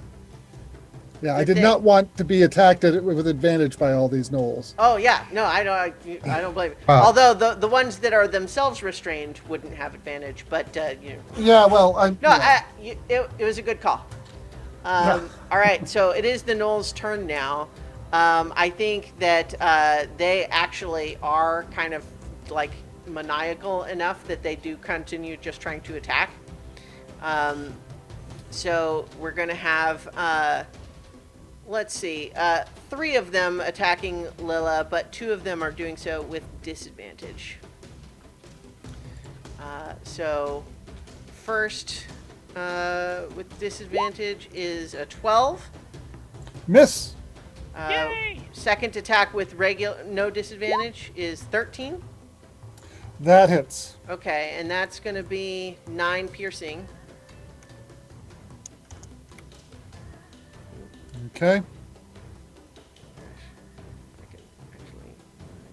There we go. And then the third attack with disadvantage again is 15. That hits. All right, so that's another 7 piercing. He's not doing well. Okay, and then Rowan, you're getting, I think you're getting 2 of them. So 1 at disadvantage, 1 not. Okay, so the one that had disadvantage would have gotten a crit, but instead got a critical miss. I think he falls prone as the vines basically like wrap around him tighter.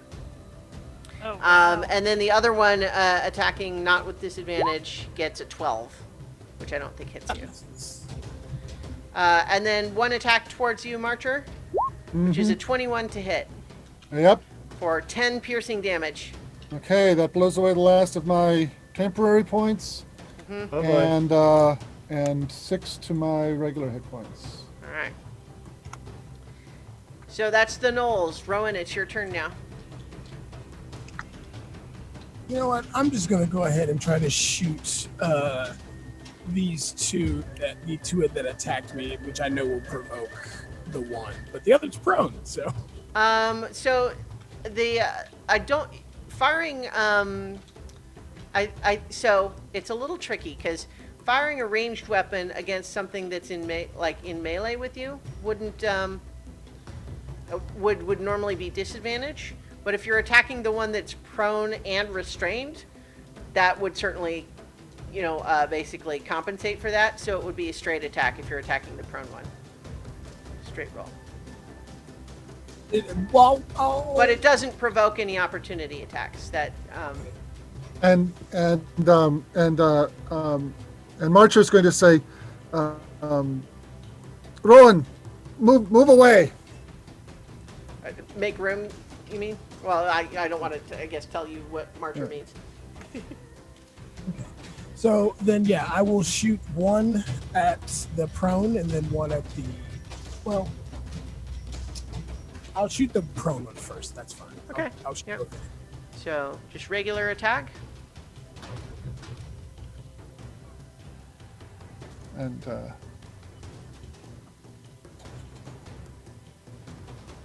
So yeah, an 11 to hit isn't going to hit. Second attack. 23 does hit. Has that one been hurt by anything? Nope. I mean, it will be now, but that wasn't before. Just 7 points. All right. So that one's hurt. Are you staying right there or moving into the? I think you might actually not. Correct me if I'm wrong. I think you maybe don't get slowed down by the difficult terrain. Because of Actually, your I do until a higher level because these are magical planes. Right. Okay. Yeah. But since it only makes me move at half speed. You certainly can. Yeah. If you move like down and to the left, you will get an opportunity attack from the one south of Marcher. But only one. Yeah. That's fine. I'll take that. All right. And I'll move here. Okay, so that you're going to actually get 2 more opportunity attacks if you move that far. That's fine. Well, the one's prone, but the That's other true. one- So 2 of those are going to be at disadvantage. Okay, so one of the opportunity attacks. Actually, I take it back. So only one of them is at disadvantage. So 2 Yeah, so are one's- not at disadvantage. Got a 13 and a 14. And then the one at disadvantage gets a dirty 20. So oddly enough, the one that was knocked over, prone, and restrained had just the arm and the spear free and was able to jab you in the ankle as you ran by for 6 piercing damage. That's dirty cool. Love the visual, hate the result. Yeah. All right, so that is your turn. Ale, you're up. Okay, let's take a whack at the Knoll in front of me with my sword. Okay, We need some help out here. So that's a 17. That hits. Come on, D&D Beyond. Hello. Well, also in roll. Oh, there you go. So 6. Well, and then Commander's Mark. Yep. Oh, 1d. It should be +1, 7 damage. All right, so that one's pretty hurt, but not down. Okay, then I'll take my second attack on it to try to finish it off. All right. Try. A 14 That's- misses him, unfortunately. It deflects Yep. it with its shield. Yep. So unfortunately, I am not performing up to task right now. Oh, well, I mean, you did some damage. Yeah. Every little bit helps. Wilfred. Okay. I hear Marcher calling from outside, and probably can glance over and see you. Go help them. And so I'm just gonna go. Yeah. So you're going to get 1 opportunity attack as you Yep. move away for 19 to hit. That is exactly what they need. All right, so they're going to get 4 piercing damage to you. I barely even noticed. Yeah. All right, so yeah, you push past Marcher, and all of a sudden, oh god, vines and knolls and owlbears. Oh my. And that's probably all of the movement I can do, right? Let's see. Guess Yeah, it's difficult probably. to do. Yeah. Okay. Well then, I see one laying on the ground, tied up. So, good target. 14. Yeah. Great. 14 does not hit though, unfortunately. Well, second attack. 15. A 15 hits. For 7 damage. Were you rolling those with advantage? Oh no. Okay, so the first one would hit well, then if it was the 15, Yeah. right? For 7 damage? Yep. All right. So you've got one So more second attack attack with at advantage. Because that one's prone and restrained. 13. How much? 13. 13 is not hit. Yeah. All right. Well, at least got one hit. Okay, great. And you've added a target up there for to Yes. take on some of the others there. Okay, Mara. So I am going to stay with Ali so that I can heal him if I need to. Yeah, I'm okay. I'm only 3 down, so Okay. you Um. you can leave the Knolls to me. Oh, well, if that is the case, then I will go ahead and cast Spirit Guardians again Okay. around myself, and then move toward the door behind Martra. I should still be able to get them because it's a 15-foot. Yeah. radius, So yeah. right? So I think from right there, yeah, there would be 3 of them in your area. Great. So that's what I will do, and then on their turn, they can see if they get hit with my shiny comets. Yeah. Great. Okay, Marcher, you're up, and I think you are like, you called for help, and then Wilfred pushes past, and then all of a sudden you're surrounded by the little shooting stars of Mara's Okay. effect. All Help right. has come. I am going to push past Wilfred to here. Okay, gonna get one. Sorry about opportunity this, attack. Wilfred, but this might hurt a bit. Do it. And, Oh. So I'm first you going got to cast- opportunity attack misses. Yeah. and I'm going to cast an empowered chill step. Okay. Boom. So I'm using a sorcery point to make it empowered, Okay. which means that I can re-roll 2 of the dice for damage. Great. So the dice that are in here are a 4, a 2, and a 4. So I'm going to roll re-roll a 2 and a 4. Okay. So for a 5 and a 2, a little bit better. Mm-hmm. So that's 7, and 4 is 11, and that's 13 damage 13 cold damage to who?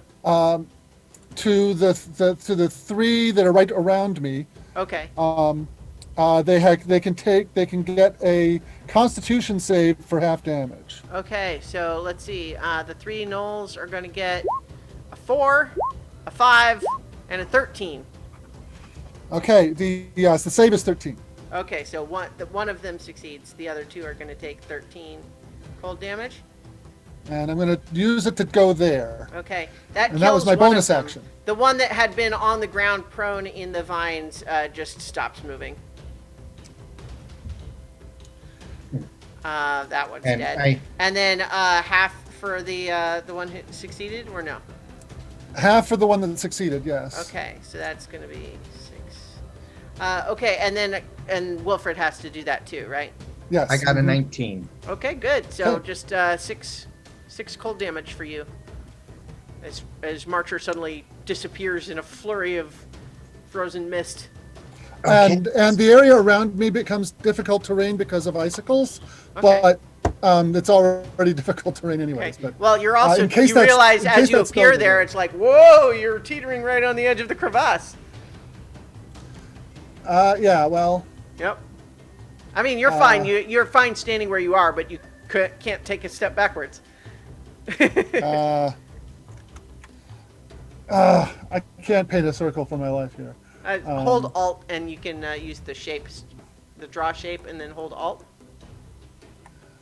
Okay. That didn't do it. So, All right. what are you trying to draw? I'm trying to draw a circle. Okay, there. That's Okay, yeah, that's difficult terrain now. yeah. That's difficult terrain. Great. All right. And I still have my action. Oh, okay. That's a bonus action to do that. That's a bonus action for that. Yeah. Very nice. So I'll take my staff and whack that guy. Okay. You have advantage on him. Yep.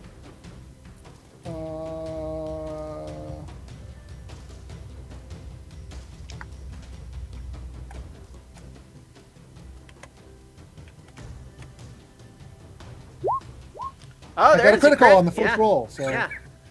Nice. So that is 8 plus 8.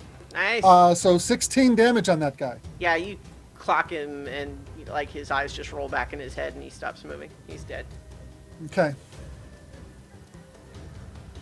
All right, great. That's Marcher's turn. Iggy, you're up again.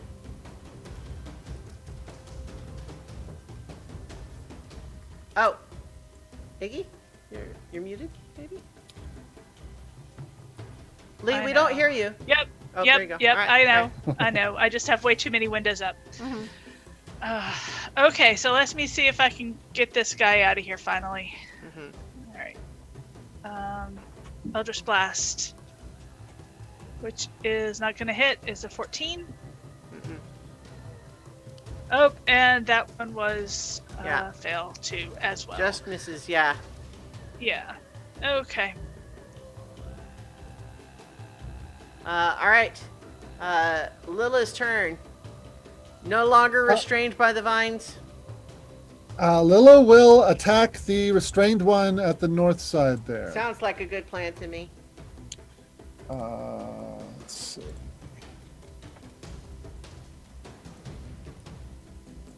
How do I get rolling with advantage on...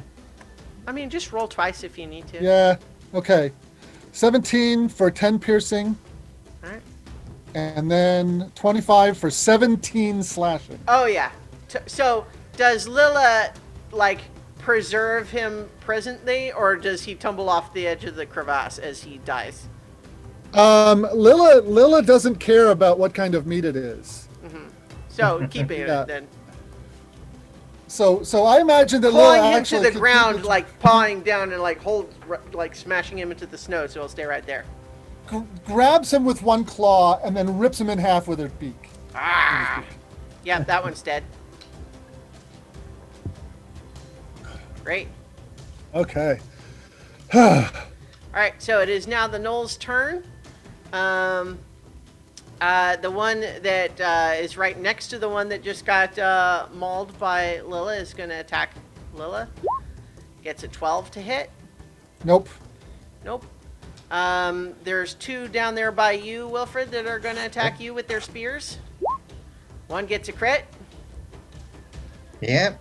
And so that's going to be... let me roll the d8 because the auto roller thing isn't going to do it right. Wait, so it's going to be 11 piercing damage for that one. And then the other one gets a 23 to hit Yep. for only 3 piercing damage on that one. And then back here inside the cave. Oh, you know what? I should have before they did those attacks. I should have had them do their Mara's spirit guardians. So hang on to what I just told you about that, but it might cancel it if they die first. They're making wisdom saving throws, Mara? That's correct. Yes, Okay, so- 14. Left one and the right one. So the left one succeeds. The right one also succeeds. And then they would take. Wait, so is If they succeed, they take half damage. right? But I'm looking at it. It says radiant 8 or 18 necrotic. I mean, what? So it would be radiant if I am casting it as a good person. Okay, so That the would be 8 necrotic. versus 18 is just because it's just different die rolls, right? So it's Right. Just, Yeah. Okay, so it's 8 radiant damage is what it is, right? So the one, yeah, right? Yes. Because it It- right, yeah. Because that's what it rolled, right? Yeah. Is there confusion? It rolled 3d8, Yeah. and so it's 3d8 radiant, Uh huh. and it's 10 points total. So anybody who okay, passed so the save, there's multiple rolls here. So in the Oh, I'm roll here sorry. on roll 20, it has an 8 for the radiant damage. okay. So Looks- I clicked it incorrectly. I apologize. That's okay. It looks like you just so clicked yeah. it to have an additional roll. Yeah. To for the damage, but the So- 8 is the one that came up first. I understand. Yeah. So the radiant one is the right one, and so anybody who got over a 14 takes 4. Right. So the two there that attacked Wilfred are not down, so those attacks went through as originally described. Now wisdom saving throws for the other two gnolls. The one that was nearest Iggy fails, and then 14, I think you said that's the save. Right. So, but okay, so the two in here, the one that's closest to you, Iggy, fails and dies because it takes full damage, and then the other one succeeds, but the half damage was still enough to kill it. So both of those fall. I'm not even looking. I'm like going this way, and then all of a sudden I hear. Yeah. Well, I'm just watching the two gnolls in front of me suddenly die. Yeah. It's like, Well, something I they can had like do. a firecracker go through them. Yeah. like I can't kill them, and suddenly Yeah, did everyone see they're dead. Gravity? It's like all of the guys, they're just there, and then all of a sudden, just poof, there's a hole in their head just from this shooting star. Like,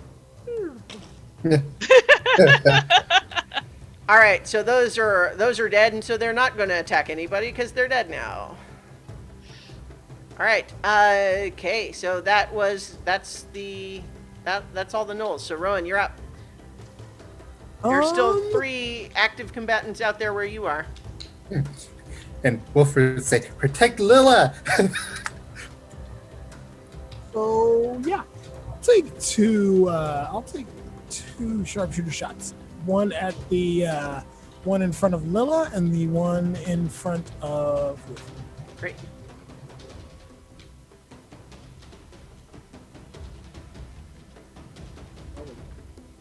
All right.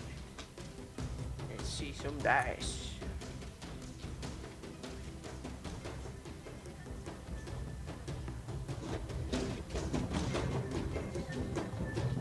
Still waiting on those rolls? Oh, you're muted. We don't. Wait, I don't hear you. Can you hear me now? Yeah. Yeah. Okay. So the first one is There we Was go. it A 15? 15. A 15 just hits. yes. That one has not been hurt though.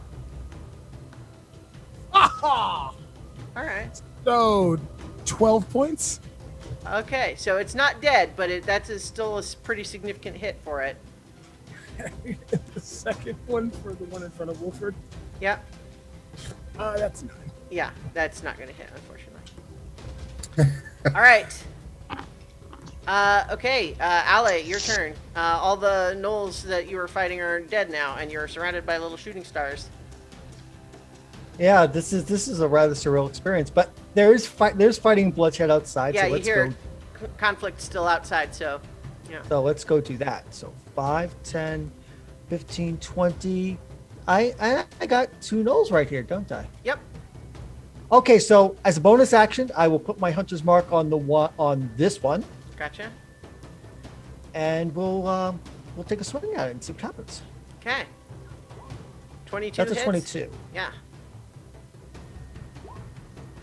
9 damage. It's almost dead, but not quite. Plus 6 Oh. from the hunter's mark. Yep, that does it. Okay, so I will move the hunter's mark to this one. Can you move it and cast it on the same turn? Oh wait, think no, it's a no, I bonus can't action, because it right? takes a bonus action, right? So I Yeah. can't move it till the next action. But I will I'll just use my second attack to attack that one right Yeah. below me. Can still See attack. how it. that works. Oh, crit! Critical hit. Nice. So that's 22 points of damage. All right. 22 is how much they have when they're full, and that one had taken some damage already from the Spirit Guardians, so you kill it. In fact, that crit, I'm feeling Narrate better about that my crit. effectiveness. you just cut its head off. Yes, I cut its Alright. head off. All right. Wilfred, you are up. There's only one knoll left, but it's actually not super convenient to get to right now because you kind of got double difficult terrain. Oh, actually, I take that back. You could just move, you can One square to the west. climb yeah. on top of the dead one that's all tangled up Yeah. in vines and then The dead, frozen, entangled one. Yeah. Yes. But yeah, That one That's a last guy dirty left. 20 Dirty 20 will hit. for 4 points. Okay. This one is Second pretty hurt, attack. but that's, it's still up. 21 21 will hit. for another 4 points. Oh, it's still up. I'm going to move. Oh, can I move one more Uh, square? yeah, I guess so. Yeah. Yeah, gonna do that. All right. Hop from one to the next. Mm-hmm. Yeah. All right. Mara, you're up. Since I can't see around the corner, I will just be like, "Are they all dead?" No. Not yet. I'm going to stay here just in case. All right. And I will hold a cure wounds. Cure wounds. Hold I it. mean, you don't need to hold it unless you're. You'll lose the spell Yeah. slot if you don't end up casting it. Yes. Okay, then never I mind. mean, I'm you not can gonna just do it. plan to cast one in a minute. I'll plan to cast one my next round. Okay. But right now, I'm just going to calm down because there's been a lot of death, and I'm Yeah. not sure how I'm handling It seems all like this. it's just mop up now. Yeah. All right, so Marcher, that leaves you and this one remaining very injured Knoll. Stay away from my owlbear, you bastard! Come down with the staff on its head. Huh? Cinematically, I'm I would using like that that staff a lot to more be than a I hit, expected. but yeah. An 18. 18 will hit. It only has 2 hit points, so how do you want to do this? Just cave its skull in. Splack! Goliath style. Who's laughing now? Not it Marcher anymore. goes over to Lila, checks his wounds. Did they get you too bad?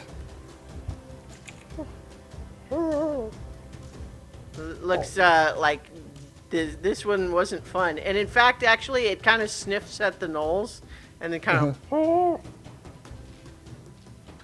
look like it doesn't want to eat the Knolls. That's all right. I fish in my backpack and give him a chunk of fish. That's much better. All right, That all of them? seems to be. That's all of Any them. others in the vicinity here? Okay.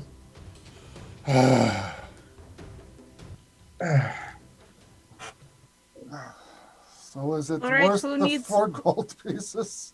Who needs the healing boops? I am not in bad shape. I think our friendly neighborhood owlbear needs the healing boots. Do we have time where I can take 10 minutes to do this? Looks that way to me. I'm almost at half. Oh. Oh, Yeah. also a friendly neighborhood ranger needs the healing boop too. And all friendly right. neighborhood fighter too. All right. So I am going to make the prayer of healing circle. I'm going to cast at second level. Okay. And I figured my Eyes of Night only lasts for an hour. I don't know how long we've been in here. I wouldn't have been quite an hour. I think you'd probably have a full half hour left. Okay. Still, I mean, most So of that was in combat. I will set up prayer of healing and over 10 minutes, and it's basically kind of like Duck Duck Goose, but a very somber Duck Duck Goose. Of I heal you, and I heal you, and I heal you, and I heal you. 10 How many points. people can that affect? Up to 6 creatures. Okay, so if you're not doing it yourself, that would be everybody. Yes. Because I only took like I did not take a lot of damage, so I can do this. So prayer of healing at second level is 3d8. Okay. So you all get 15 points of healing. Wait. Okay. Oh wait, Uh, why did it roll it twice? Never yeah, mind. it looks 10 like the points of first healing. roll was, yeah, Okay. sorry, 10. Okay, so So the meanwhile, Iggy, you're kind of looking up into that room where the other gnolls had been hiding, and in Yeah. there you see a crude stone altar with a mountain goat's bloody head resting atop it. Dominates this 8-foot high cave. The floor around the altar is littered with gnawed animal bones. Okay. So nothing of particular Except there interest. being an evil altar. Yeah. Yeah, Let's altar to a see. demon lord. Nothing Get that back interesting. to camp. We've got the fishing pole. Did these gnolls have anything of interest? Yes, we have the money. I gave it out already. No, I'm yeah, talking about these gnolls. No. No. The Fang of Yinoku, their leader, had all the treasure. And while doing the prayer of healing, can Wilfred cast Identify on the fishing hook? Absolutely, you can. And you find that it is a hook of Fisher's Delight. Sounds So quite what cool. what you realize about it, and so you can add that to your sheet, is a magical item. This tiny silver fish hook has a little gold feather attached to it.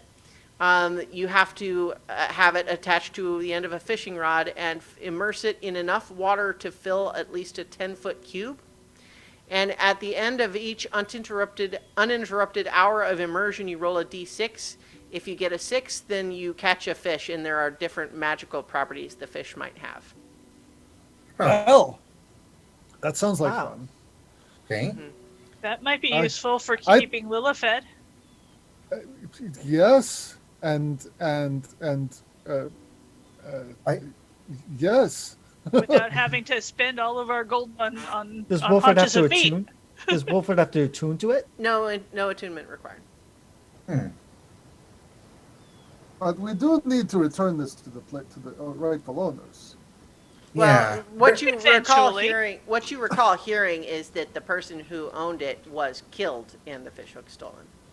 Oh, okay. Yeah. Oh, Well I then. missed that detail. I thought this was a Yeah. return mission. Well, I mean, it's up to you to decide who it rightfully belongs to now, but the person who had it before was killed.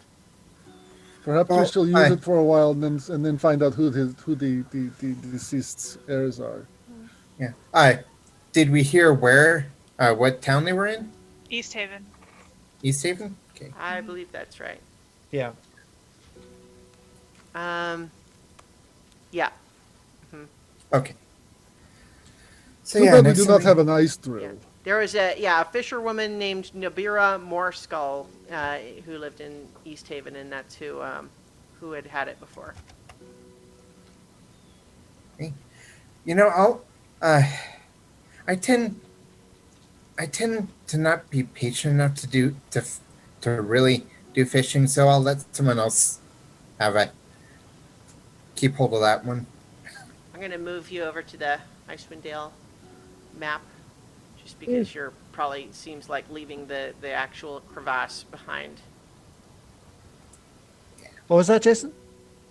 I was gonna say, if this can make, fishing easier or automatic, then I most definitely think that's Marcher could find that to be a very, very good way to feed Lily. So bearing in mind, like I said, what it is like if you spend a full hour, you have a 1 in 6 chance of catching one of those. This is something that would happen like At camp. at camp. If we were camped someplace where there's water, I don't think it would be useful too terribly often, but But it only needs enough water to be a 10-foot cube. It doesn't have to be like a whole lake or something. yes. So that means, to be fair, if you found a big enough well, you could fish. A well, a really big vat, A bathtub. and it doesn't have to cistern, be yeah. in a cube. It can be a big flat area of water too. But Yeah, I think snow doesn't count, but no, but it has to be liquid. Yes. Yeah. So we could have Iggy Cast create bonfire on some snow until it melts down into a pool of water, and voila, you got fish. Possibly, it's worth trying anyways. But where is our next destination? That's the I- thing on my. I think we were going to go spying on Sunblight. Yes. Reconnoiter some place. Oh yes, that idea. That idea. Didn't we get to this place near the end of the day though? Yes, that's correct. Yeah. Yes. So we're, So we're gonna headed camp. back to our camp. Yeah. So it is certainly time for a long rest if you wanted one. Yes, Yes. please. All right. Okay. We're going to do that. And if I can't find a stream or something that's not, we need a nice drill. I'm sorry to tell you, friends. I did not. I do not have a spell slot for the for doing the tiny hut.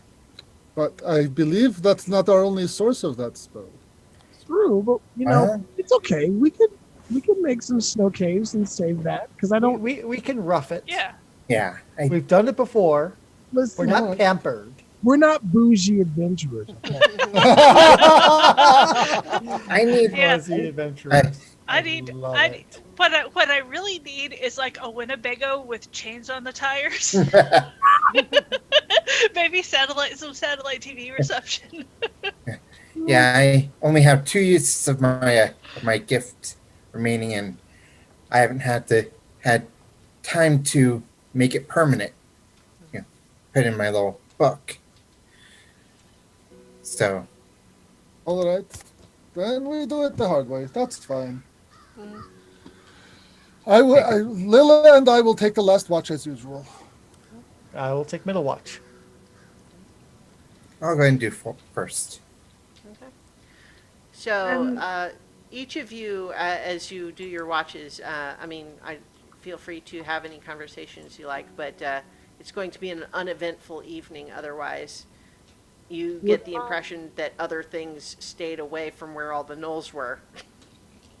So everybody chose watches before I could say anything. So I was like, "Well, I'll be up if anybody wants to talk."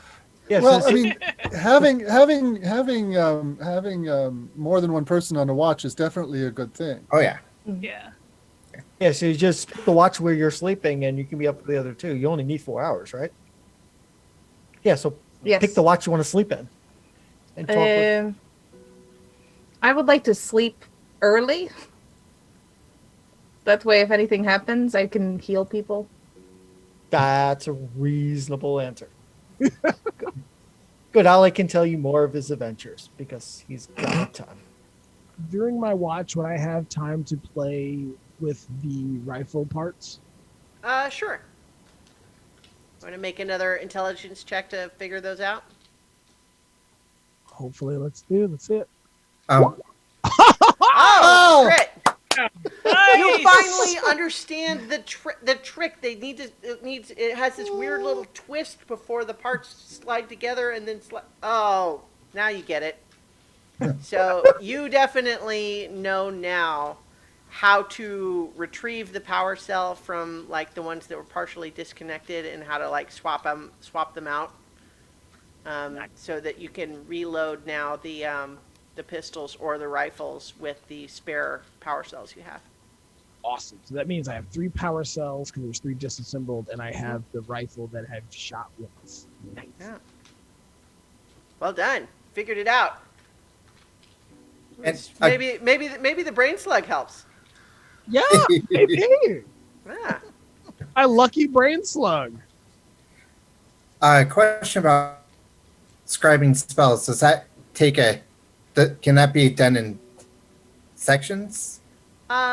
Yeah, I mean, it takes a certain, like, however many hours it says. Like, if it takes 4 hours, say, you can do 2 hours here, 2 hours there, for example. Okay. Yeah. So Wilfred will use his watch to start getting Leoman's tiny hut in his book. Sure. Hike. All right. So, is anyone having any conversations or anything as you watch, or are you just kind of? Who is awake during Marcher's watch? Is it only Mara? Yeah, You, because I you would were think the think- last watch, right? Yeah. Yeah. I think Iggy would probably be awake during that time too. If they slept through the first 2 watches. I want you guys to promise me that if this looks beyond us, we pull out early. This is a fortress, not a Knoll camp or an outpost. This is Well, the the center only- of their power. The only thing that I was suggesting that we do is go and look. We are not trying to take action now. That is foolish. But to not have any information and to wait so long for information to get to this moon dial that you all keep talking about, if we're going right by it, it makes sense to go and see.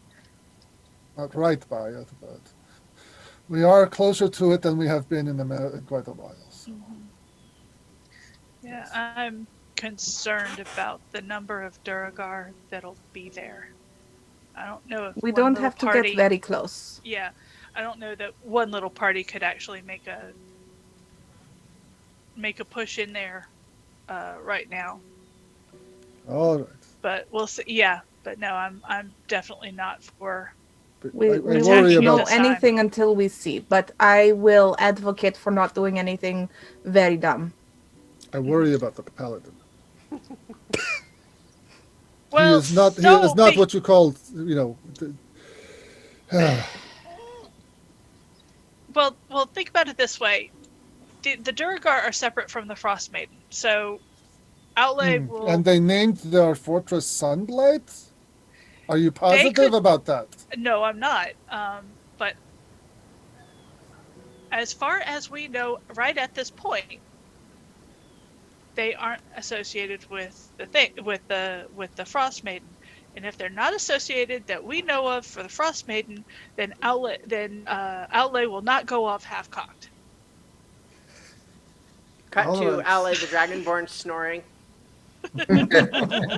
Cut back. Little wisps of frosty steam coming off of his nose. Yeah. No. He breathes lightning, right?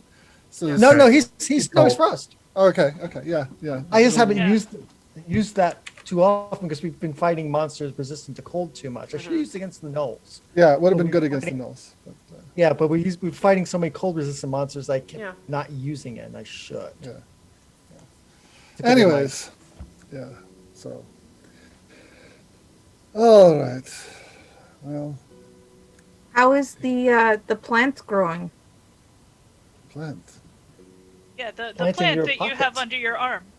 Oh, Well, look at that. it literally would have only been like 12 hours. So, Yeah. I thought I gave it to him like a couple days before, I mean, as we were traveling. It was when you were on your way here. It was. I just okay. re-listened to it. It was the same. Like you got to the chasm towards the end of the day.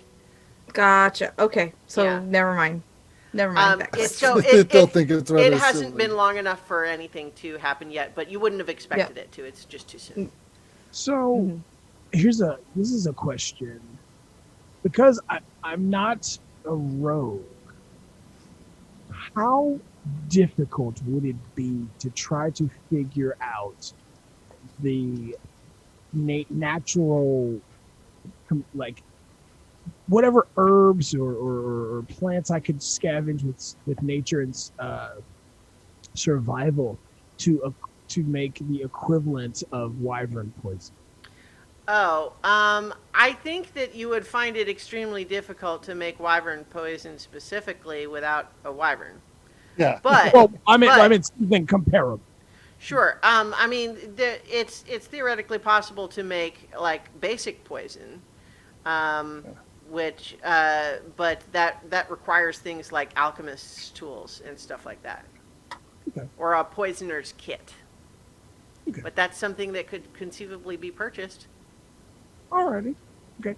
I'm just making sure because I know I don't have handle poison or anything Yeah. of that nature. But Mhm. I figured if I use natural components and things I could get with survival in nature, maybe. There is such a thing as a poisoner's kit. It includes the vials, chemicals, and other equipment necessary for the creation of poisons. And then you basically would roll checks to make poison, and it costs And there's 50 a gold. proficiency for it too, correct? Yeah. Well, I mean, yeah. So if you have proficiency, then obviously you would take advantage of that when you make the rolls. I But wouldn't. proficiency is not required, though. Okay. Yeah. Awesome. So we stop in town. I have some really seedy questions to ask.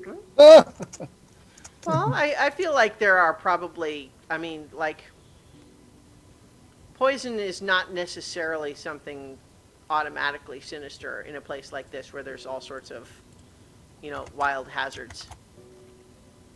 Angry. They want to eat us. Mm-hmm. Rat poison. Yeah. Yeah. Large ice rats. Yeah. Yeah, that's probably something you have. Oh God. Terrible. That's a terrible thing. So after a period of darkness, the sun does not rise, but you all find that you have been able to complete a long rest. Yay! Yay. You all, slowly, warily emerge from the little snow caves that you made. Once again, find yourself, accosted by the howling wind and frigid temperatures of the tundra. One note as you're traveling is that if you want to travel over the areas where there's mountains on the map as opposed to, snow, you can do that, but you move at half the speed that you would move elsewhere, and you need to make checks to avoid some hazards, but like sometimes that might still be faster than having to go the long way around. But we still would have to make the checks for hazards, but we would move at normal speed because with my last level, I gained another terrain, and I Great. chose mountain. Your first one was forest and then now mountain, is that right? Yep. Great. Or Arctic. It was Arctic, and Okay. Yeah, you know what? I really probably should have been giving you guys a little bit more movement speed credit for that all along, but yeah. So are we going to go check out the fortress? The player's cognizant of the conversation, but the character is not. Well, I mean, I think that you had discussed that previously. Yeah. Yeah. The two options that had previously been on the table, so to speak, were, are you want to know more about the fortress, but do you do it by going there, or do you do it by going back to the mirror first? and, That was the question. yeah, and since we're passing by, we decided to take a peek. Mhm. My thing, however, is, guys, if we see that this seems to be something we need to deal with, and it should not wait, I think we should. I don't think we're ready for it. I mean, we can say, hey, what are their stats now? But I don't think that we're ready for any kind of Assault on a fortress. I fully expect to see an army there. I mean, I think I understand that we don't want to let this rest, but I don't think that we're strong enough to take it. My God won't let this rest. I mean, I'm just being honest. Taking a look, yeah, sure. But and to be fair, since we're not going inside, if nothing seems out of the norms, we could wait and ask the mirror to see how strong their forces are. Or, I mean, I guess we could ask the mirror. I mean, I don't know the extent of the knowledge it has, but if it has extensive enough knowledge to tell us exactly who we're fighting and how many there are, I think that'd be a great bit of advice or knowledge. But I also think if we walk in, there's like some sort of spellcaster casting a dastardly spell I don't think we should let them live. are you if you can take a pot shot at that spellcaster that hypothetically might be there, but are you ready to run like hell when the entire place comes boiling out? As much as my mother preaches aim at center mass, she also preaches discretion is the better form of valor. All right, so let's discretion ourselves some information and then get the hell out of here. Yeah.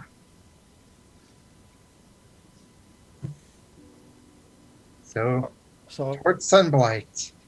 towards Sunblight. All right. So, what route are you taking? I leave that to the Fairly ranger. direct, I guess. If we go to the left and kind of stick close to the bottom of the mountains, we should be able to avoid most of the larger snow mountains or covered things that would cause us to have. Yeah. I will go ahead and allow that you guys, that because making use of the uh, the favored terrain, that you don't have to really worry about like going a long way around things. You can pretty much do sort of as the crow flies without any without any like issue. There's a pass over here Mm-hmm. that I was thinking that we could go up. How long would it take us to get to the mouth of that pass, or at least I'm sorry, not that to that gap between the two mountains? Because I feel like we would have to start being kind of sneaky as we got closer towards the actual pass leading towards Sunblight. Hang on, I want to. I'm looking at the. Let's see. No, I'm looking occurs at to your me. ranger thing again because I want to make sure that I'm not like penalizing you and making your actual class feature not work as well as it should. I have an idea. So How about if we travel to here, climb up to the top of the mountain, and Okay. look down on it from the mountaintop? I think that's a better idea, because then we can Okay. get line of Because sight. that's and the then- direction they're probably less likely to expect people to come from. And if it is dark, I can see very far. Yeah. It might And- be, yeah, less I mean, defended it's going to direction. be miles away from that mountaintop, but So essentially, what I've confirmed from the class feature, what the Rowan's ranger abilities grant you is that you can't become lost except by magical means, and difficult terrain does not slow you down. And so what that essentially just means is that if I were to say, oh, this area has a bunch of crevasses and travel would be twice as slow there or something like that, that would not slow you down. Otherwise, the travel paces are the same. But I would agree though that with the mountains, like traveling over mountain area on the map, you still have to like make checks because there are certain like hazards there, but you would not go any slower. So the decisions we have to make is, do we want to take a riskier route for a safer outcome, or do we want to take a safer route with a riskier outcome? Because there's a gap between these two mountain ranges that we can make our way through and then sneak our way towards the gap, or make our way further south and then potentially try to go over the mountain and do what, like you said. So it depends on what you guys want to risk, because climbing a mountain is difficult. Yeah, I was thinking that it would be that we would be climbing the mountain here and then coming over it from that direction if we were going to, come to here There. and then cross the mountain this way. So the way that mountain travel works is that for every hour that you're doing mountain stuff, you're going to make a survival roll. And then depending on what you get, certain things could happen. Okay. and we okay, definitely have- Yeah, at Marcher least this way has way been would be shorter. yeah, Marcher has been traveling around these mountains his whole life. Mm-hmm. What looking at those tables, how hard is it going to be to So do the plan that would basically, you're looking for a 15 on the survival check, which you have enough people to roll those with advantage, whoever you have doing it. right? And so And with- a 15 means nothing happens. If you fail that, then you might add an extra hour to your travel time because you have to come to a dead end and have to go a different way or something like that. If you roll really low, there's a risk of avalanche. Okay.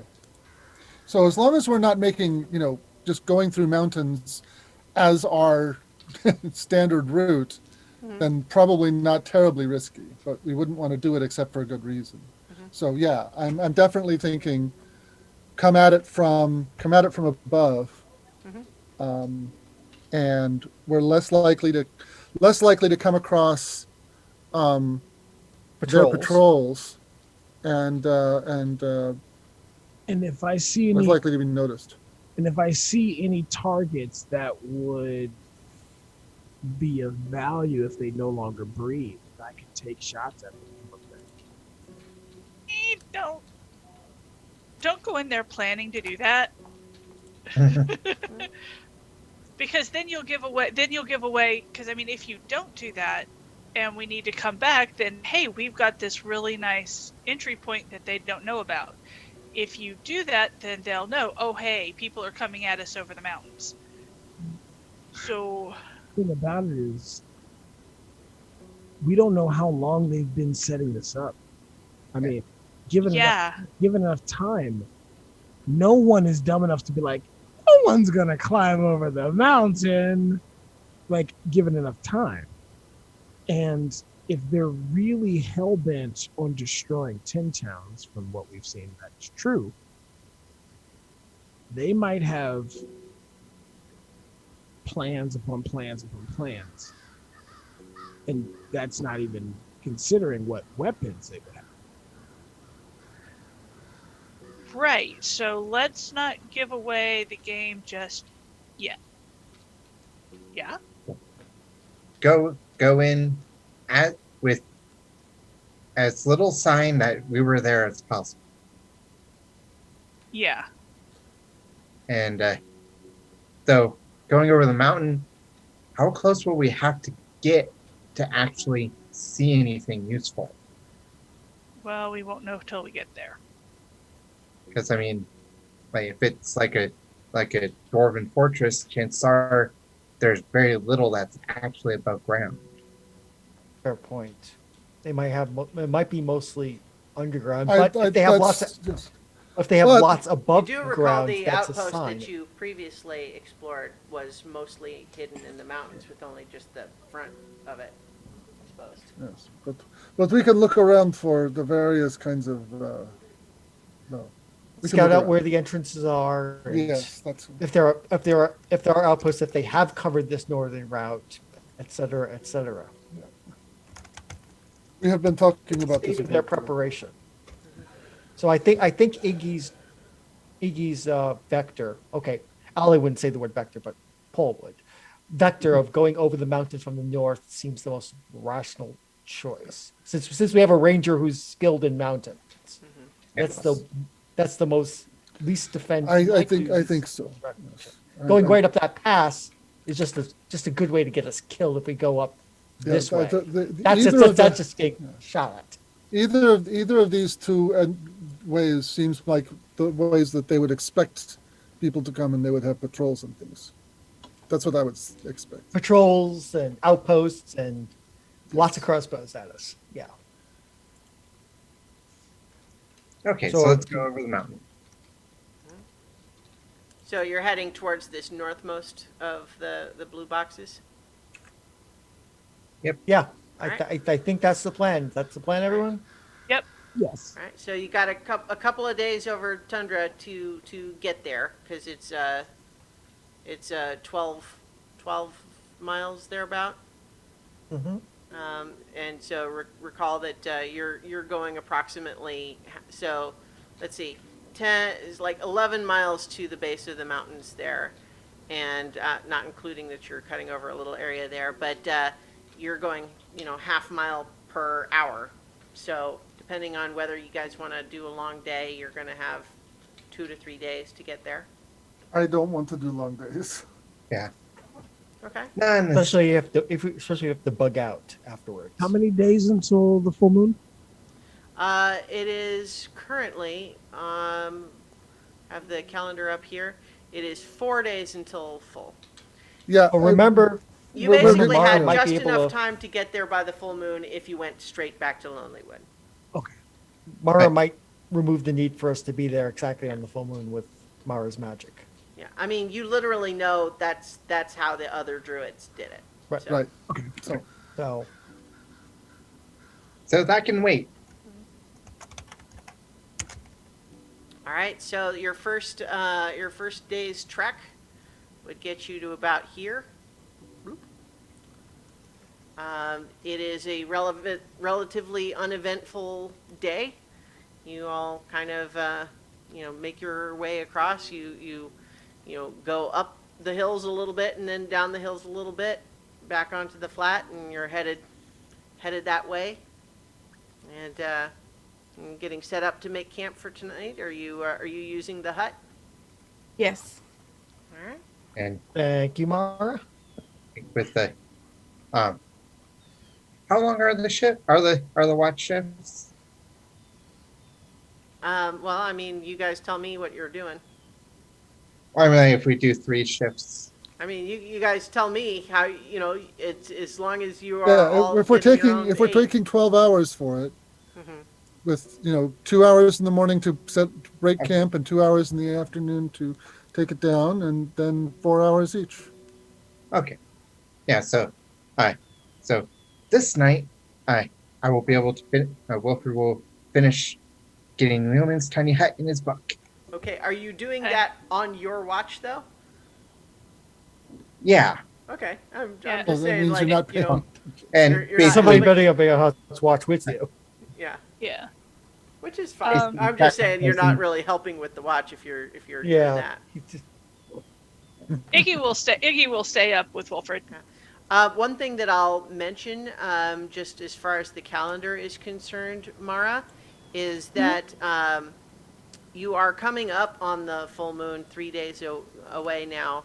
But in particular, the calendar that is used in the Forgotten Realms, they have certain holidays that are between certain months. That's like the holiday day is like not in either month; it's a separate.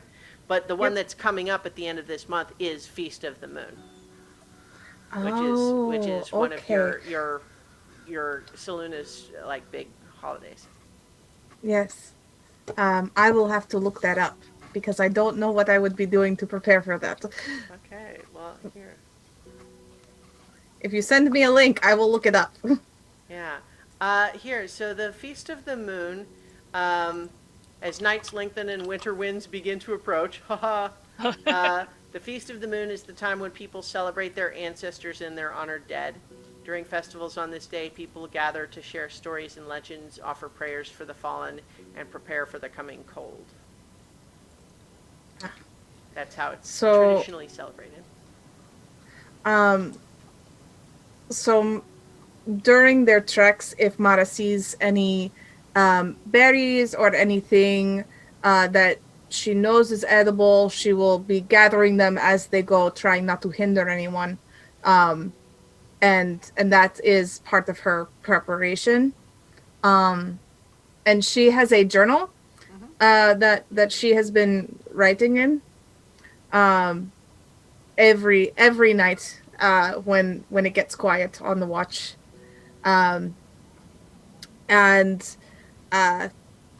Yeah, she has a green quill that she writes with it and everything.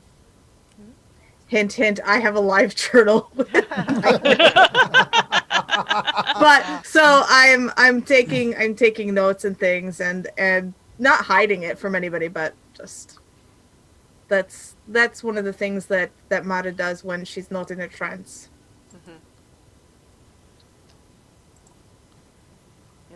So as you're all in camp, this particular who has the midnight shift? I generally take the first shift. Okay. Well, I mean that's Well- not so. Midnight is not necessarily. Maybe the shift first is that's shift, our right? Ollie's You know? middle shift. Yeah, middle shift would be when Mara comes out of the trance. Okay.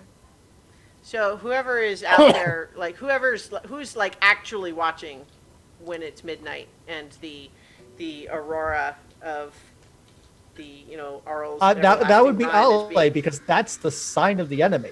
Yeah. So I've seen yes. it twice, but that's not something I was actively searching for. Mm. So whoever is awake and watching during that, make a perception check for me. Okay. Yeah, I'm not perceptive with an 8. Um, so Mara, you, as you're kind of looking out over the the tundra, you spot something that is pretty well hidden at first, but then you recognize it to be a polar bear that is like it's clearly not coming too close, but it is looking over to where the camp is. And if you had to guess, it seems a little bit like it's not acting like a normal polar bear. It seems to be watching where the camp is with a little bit more of an intelligent interest. But it doesn't approach very close. Am I able to change the color of the hut? Not any after point? it's cast. I Not mean, after it's you cast. choose when you cast it. You can't change it afterwards. Okay. Um.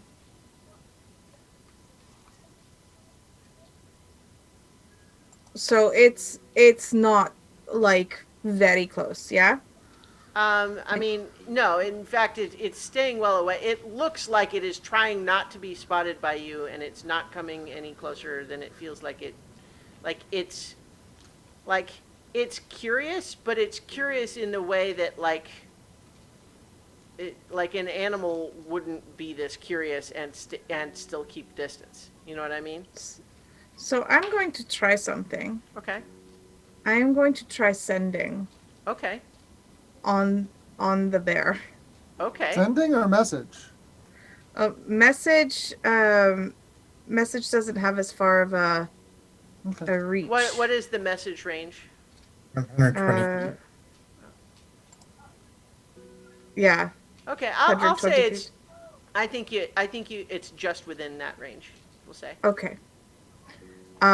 So I will send the message to the bear Mm-hmm. and say, "Hello. You do not belong here with us. You should move along." What you get back is. I don't know how you're talking to me from so far away. But you don't belong here either. Be careful. And then you see it turn to go walk away. Aww. Okay. Aw. Are you going to tell Ale you did this? Because I don't know you did this. I just No, see you do the don't. print. You don't, and so, but you will hear Mara say, "Oh, that was very nice." What was very nice? Oh, so there was a polar bear out that way, and it was watching us, and so I told it that it should move along, and it said that we don't belong here and that we should be careful, but then it moved along, and it was very nice. So it was not a minion of the Frostmaiden or any other enemy. That's good. I mean, it spoke to you like a person. It was speaking common in the message reply to you. It was not polar bear speak. Mm-hmm. I don't know, but it did talk to me like in common. So maybe it was a druid who could change into a bear? I don't know. Well, we did meet a druid werebear before, so it's not unreasonable. Hmm. So yeah. I'll tell her the story of the cabin and the near death experience and the werebear. Oh no, that sounds terrible. It all worked out well in the end. Wilfred did not blow himself up. That's the important thing. It was a close run thing, but there was no boom on Wilfred. Well, that's good.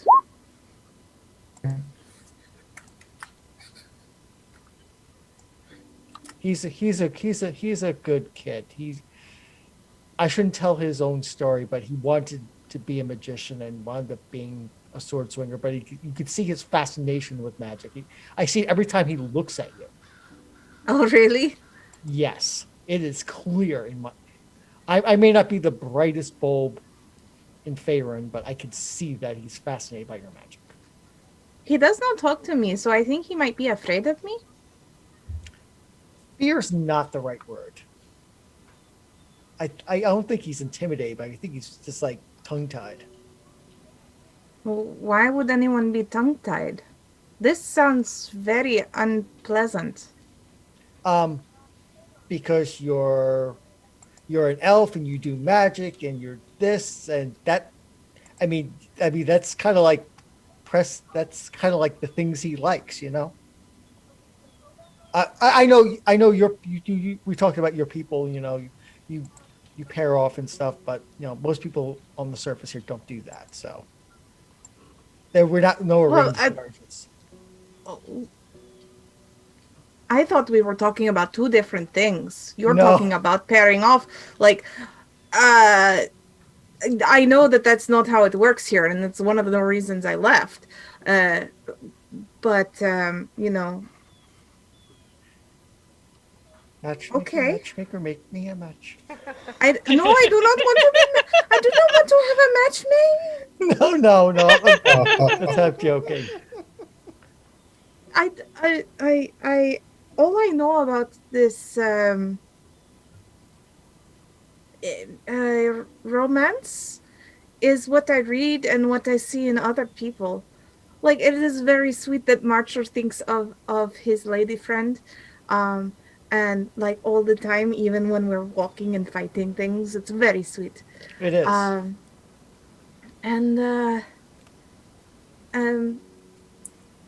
But I don't. It's never happened to me, or if it did, I did not know. And I always think everyone is a friend, you know? You are very open and engaging and assume the best in people until proven otherwise. Yes, and then if I prove otherwise, then there is Then they trouble. get the shooting stars. I have to thank you for what happened yesterday. What? With what? What did they do? With the Knolls. I don't like killing people. And you, when we were on the ledge, there were two Knolls in front of me, and you took them down really fast. And so, thank you. You're welcome. Fighting evil is what Bahamut called me to do.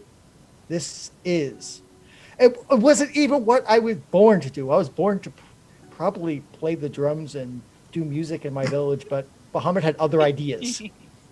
Well, I was born to kill things, and Selune had other ideas, thankfully. We don't have to do what we're born to do. There are always other paths. And we're both long-lived. I mean, you elves live hundreds of years, right? It's true. Dragonborn live longer than poor little humans like Wilfred. Who knows what I'll be doing in 100 years? I mean, there's Dragonborn here running taverns and things that used to be adventurers. So who knows what I'll be doing in 100 years? Maybe I'll start a music band. Don't know. You will have a traveling band of minstrels. Or you'll start an inn with your adventuring party. We have one. Or I could. Is Rowan talking in his sleep? Rowan is dreaming of his dreams to start an inn. As always, but I'm a very much a traveling sort. I've crossed hundreds of miles and I don't see that ending yet. Not even if Bahamut did drive me to, I still got plenty of the room to see before I settle down and.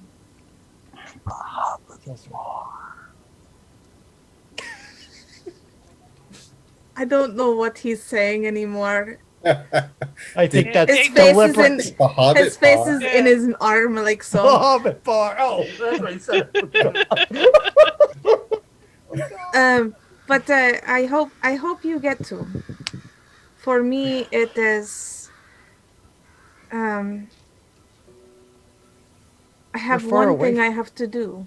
You're far away from many of your people. That's. I mean, at least I'm far away from the community I came from, but at least I can find Dragonborn wherever I go. I've never met an elf kind like you. I've seen elves, but not your kind of elf. If you And meet that's another gotta like be- me, run. Because they are usually here to destroy something. Well, then I wouldn't run. If they're going to destroy people and other things I care about, then my first It would never motive be is to something that fight. you. It would probably not be something that you care for unless they were extending their life unnaturally. If they're going My to harm people, innocents, I'm going to stop them. good. Or are you talking about what's that word that Iggy used? Collateral damage, It they're depends. hurting other things and other things get hurt who are nearby. It depends. Some of the Shadowkai who come to the material plane, they come for violence. They come with the command for violence. And sometimes it does not stop with the target. They're consumed by their need for violence and bloodshed. It is the only joy they know. That's I. There is pride I take in defeating evil, but I don't find joy in killing things. You don't see me go trying to kill everything around. I mean, I, we didn't kill those 4 Knolls at first. I mean, if I took joy in only violence, I probably would have just charged right in and killed them then, or tried to. It's a didn't- duty to fight evil. It's not a joy to fight evil, if that makes sense. That it does make sense and it brings comfort. But yes, when the only hope you have for your life is perhaps in finding comfort in the one that you are assigned to. Sometimes you are required to find joy in other ways. And because I chose not to, that is why I was cast out. But at least you found a path with your goddess. Not all are so She lucky. found me. But You yes. found each other, Yes. and at least that, and yet now you found us. I mean, they won't. None of them will believe it. None of them are religious, but it's entirely possible your god and my goddess got together and thought, we should team up because there's bad things happening here. What is happening here affects far more than just Selune and Bahmet. Exactly, but they're the gods that we know are active. There are probably other gods, but world to make place, and There's at least one more that I know of who has tried to seek me out. Oh, tell me more, if you would. You must promise not to tell the others unless it is absolutely necessary. On my oath to Bahamut. My people are servants of the Raven Queen. Quizzical look, the Raven Queen. The Do you Raven have Queen proficiency, Ali? Religion? I not trained, but let's give it a shot. Yeah. Maybe. Nope, I know nothing. Listen. So- Rolled a 0 for those at home. Yeah. Ollie, not the brightest bulb in the bunch. So the Raven Queen, I see by the look in your eyes you do not know this name. No. She is a goddess of death. and those who defy the natural order, those who extend their life that is beyond her rule.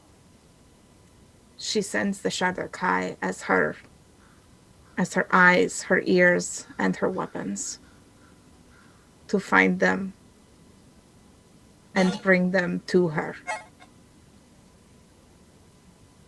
You mean like undead? Undead, leeches, those who seek to extend their life with potions or unnatural means, even this Frostmaiden. It disturbs the natural order. So she culls those who disturb the natural, then uses the Shardakai as her tools. Yes. But they're sentient tools. And just with any other sentient weapon, they have will of their own. Some obey her obediently. Their lives are less miserable. Some take great joy in bringing her more than she's asked for.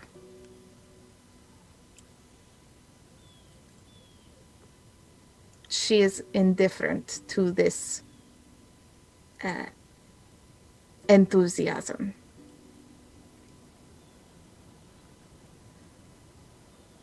And at least one turned away from that path to find another. If there is another that has done so, they would not be recorded in our history. No, talk about you. I understand this. But you think you're the only one, that, well, at least we're unrecorded. Yeah, I would think that people Others, if they did defect without being kicked out, they probably would be hunted themselves. Do you think you might be hunted No, by this Raven Queen? I was exiled. I was exiled by her people, but not by her. And she, along with Selune, commends that I follow this through. Once this creature, and I go shuffling through my journal to try and find the name of the creature that I'm supposed to kill. I could get that for you in a second here. Uh, I want to say. these Irolarthas.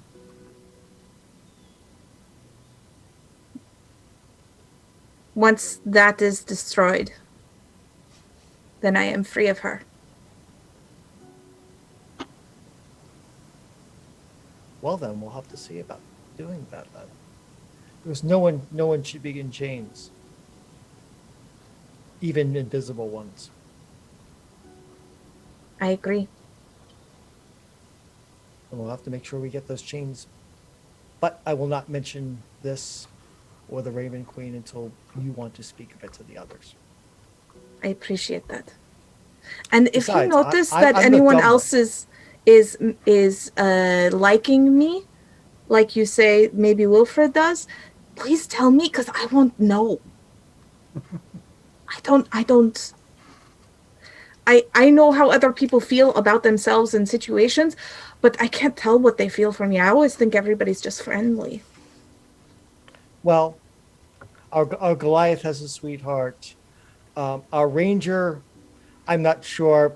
Anybody he met he'd have to introduce to his mother, so that might not work so well. And Iggy, I'm not quite sure what Iggy prefers in a mate. Gender, species, or otherwise. They may not even like they may be completely asexual for all I know. Me, I have not. I'm sorry. Go ahead. I have not found the right female dragonborn. Maybe one day. I hope so. I hope so too. You deserve happiness. Everyone deserves happiness. Not everyone gets it though. But we You are all, a good friend. I try to be good. The world isn't fair, but I try to be.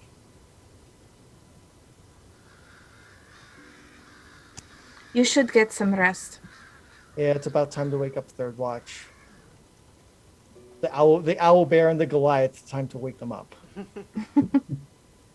Sleep well, Aule. Good night. So, And I gently wake up Archer or Marcher. yeah.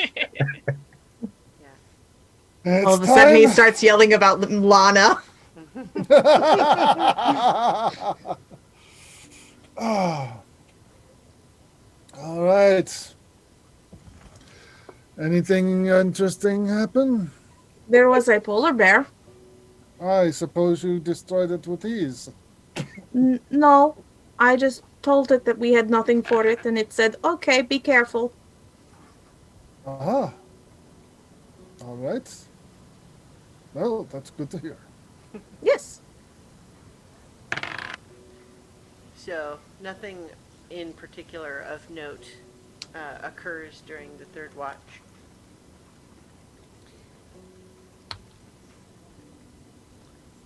So as if everyone kind of just finishes up their long rest, Yeah. and you get on the road once again, On the road again. somewhat early in your travels the next day, you encounter a large herd of reindeer. Aha! Well. One I thing think- that We definitely want to see if we can catch one. I would like to take down as many as we can to feed Lilla. One thing you notice is that about 1 in 6 of these reindeer, their antlers are glowing. We don't want one of those, trust me.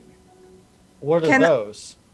I want to look at them very close. Have I heard any rumors or kind of folklore or folk tales about such reindeer? I think you have heard people talk about seeing them. As far as you know, other than the obvious glowing antlers, they just seem to have absorbed a bit more of the residual magic from the environment. They don't seem different in any other way that anyone knows, but it's also not really clearly understood why they glow. Well, if we can get one of those glowing ones, Mhm. might be worth some studying. All right, so how do you want, Christiana, how do you want to do a hunt here? Because this is... I think it's a survival check. I mean, are Okay. you wanting to? I think catch a it's bunch, reasonable or- to just take one, because first of all, when we shoot the first one, the rest of them are going to bolt. Yeah, Um, they definitely will. I mean, you might be able to get a couple, but if you're trying for a couple, let me know. Then we'll do a survival check, and you can have multiple people roll, or one person with advantage. I think that I will. Marcher will help Rowan Okay. as the lead hunter. All right. Are you trying Yeah, I to think- take down just one, or like one big one, or are you trying to get a couple? Marcher I- would definitely be on the. Well, first of all, there's plenty of meat there, and we don't need huge quantities. I mean, I've still got a lot of food in my pack. So Marcher says, just one, and we're not looking for some big rack of antlers, some to display a trophy. We're looking for something practical. So he would be looking for an old one, a straggler, one that's maybe not keeping up as well. He's looking at it more from the point of view of, keeping the herd strong long term, rather than, someone who's perhaps looking at it another way. But Rowan might have other ideas. I mean, your people hunt these reindeer, Yes. correct? Mhm. So, I mean, hunting in accordance with your people's customs and how they We are a perceive long way. We are technology. a long way from my home. But You have, thoughts? yeah, Whoops. you can't you can take the Goliath out of those mountains, but you can't take those mountains out of the Goliath. Yes. Thoughts on that, Rowan? Well, my thing is, if you want to take everyone else who wants to assist with our hunt and be the main sort of the main actual attack on this herd, I can sneak around and try to flank them to get other shots as they run from you, seeing as I I don't need assistance. As long as we've spent an hour in this terrain, I have advantage on any survival checks I take. Oh, okay. So you do one hunt and I will do another. Yeah. And I can just, as I watch them run from you, I can then surprise them and see if Okay. we can get one. Nice. All right, that's fair. Just don't go after any does. Oh, no. I want one of the glowy antlers. Okay, well that's good. That was actually At going to be least my one next of those. question, is if you were trying to get one of those. Okay, so we'll have Marcher make one, and then Rowan with a separate one with advantage. All right. I got a 21. Oh yeah, I think you are easily able to take one down of the parameters you specified. How easily is he able to keep Lilith from trying to eat it immediately? Well, I mean, I think it's not necessarily a situation of needing to keep them from eating it immediately. No, yeah, That's kind of who it's we've for, been feeding. I've been right? feeding Ala in the evenings. Mhm. So, Oh, okay. yeah. Yeah, this is like Lila. probably 10 a.m. or so. So, the only question to me is, and how much meat can we harvest from it? Well, I got a 23 on my survival. Okay. So I think let's say your reindeer Marcher, it can be 2 days worth for Lila. Okay. Okay. And then Rowan also gets one of the bucks with the glowing antlers. And so that'll be another 2 days worth if you harvest all that. Other than the glowing antlers, are they bigger or? No, they don't seem any different except for the glowing antlers. However, the antlers do seem to continue to glow even after you have killed it. Yeah. It sounds. Give one of those to LA. We will mount him on his helmet. Yeah. That will be Yes. perfect. God. They give off dim light in a 10-foot radius. At least you will not be completely blind, right? Is that for the full rack or just for Well, one? I would say each one does that. I still think we should mount them on LA's helmet. Well, we could give him one side. Is there, Just one, just sticking out the side. Like Max. No, in the No, front. no, Yeah, like Max. Yeah, Oh, like God. Max the dog from Grinch Stole Christmas. Would you like Wilfred to take one of the 2 days worth of food for Lola? That way. I have I'm fine. Okay. you can take this 2 days. I personally just wanted the antlers. I want to see if there's any. Yes, I've already marked that down. Yes, Okay. and we Okay. have, and as of now, after feeding Lila for today, we have 11 days. No, so you're pretty good for it. We're in fairly good shape. Are there any other benefits to the antlers other than the dim light? As far as you can tell, that's the only unusual property they have. Wilfred, Wilfred would, if it would do anything, would try identify on it just to see if there's a spell affecting it. There doesn't seem to be any kind of a spell. It's like, essentially what your identify tells you is that it is an antler that glows. Okay. It does seem to just be like no one has like cast a spell on it to make it do that. It's just, it's a subtly magical creature. Okay. Well, Wilfred, if there's one for Wilfred to keep, he'll keep it as possible a spell component. Yeah, I put it on my character sheet. All right. So Okay. Ollie has a dim light now. Yeah, Ollie has a night light now. and you can have this rack because if there's no, I'm not a technically magical person, so if there's any other benefits outside of what I can believe in survival, you, Iggy, Mara, or Marcher would be the ones to be able to find that, not me. Mhm. I'm fine. I can make light myself, so I don't need one. I mean, all of us can make light with a torch, but you know what I mean. It could be like adventuring steroids. So I'm going to move us along just a little bit because you know we're getting close to the end, but I'd like you to go ahead and get where you're going at least for this session. So I think as you move you know continue on your journey, you are getting to about where you were likely to stop anyway, but a blizzard starts kind of blowing in. You know, just you know towards the end of what would have been your travel day anyway, but you know, All right, may time to find- hunker down. Might be Yeah. a good time to use one of those domes. Yeah, I think. Okay, no problem. Yep, I think this is a hunt day. Mhm. Not hump day, but hunt day. Yeah. All right. Yeah. And So then just let the snow pile up on it.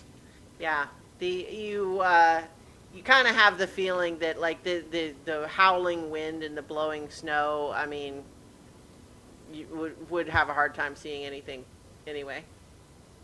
Do I feel that this is one of the occurring blizzards that we know happens periodically, or do I feel like this is pointed squarely at us and what we're trying to do? Make a survival check.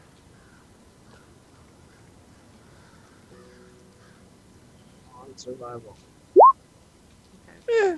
Well, I mean, you can't really sense anything about it that seems different than a usual blizzard of the kind you have experienced many.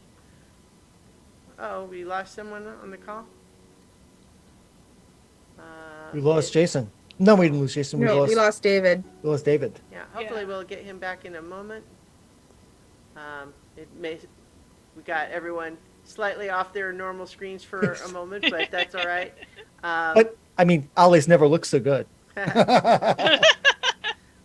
So in any event, though, we hopefully will have him back in a moment. But as we, you know, as you kind of hunker down, it's you know, it's a night of everyone staying in and cozy, and you know, like one of those where like kind of need to pee, but I don't want to go outside. Hold it. Yeah. Yeah. But yeah, nonetheless, the blizzard blows past overnight, and although your dome is kind of buried overnight, you are able to dig yourselves out without too much difficulty. During that night, Mhm. the aurora that gets put out every night, is there Mhm. anything different about that, or can I not see that because Well, of the I mean, I think it wouldn't, you couldn't really see because it's, you know, it was just the blizzard. You know, what you could see is blowing snow, and the sky was overcast. So, you didn't really see anything different. You're wondering if the Frostmaiden is playing with us again? Yeah, because We're on her bad list. yeah, we keep killing the people she expects to go out and do stuff and things, and we keep murdering them for said stuff and things. So we got word from David that he's rebooting. So hopefully we'll have him back in a moment. But yeah, so Well, I mean, it's been pretty clear that she is not capable of, or does not care, depending, to send things out after us every single day. So Yeah, but one of the things I find interesting is that every night there seems to be the redoing or the re-expressing of this aurora? Well, it's been going on that way for months, for years.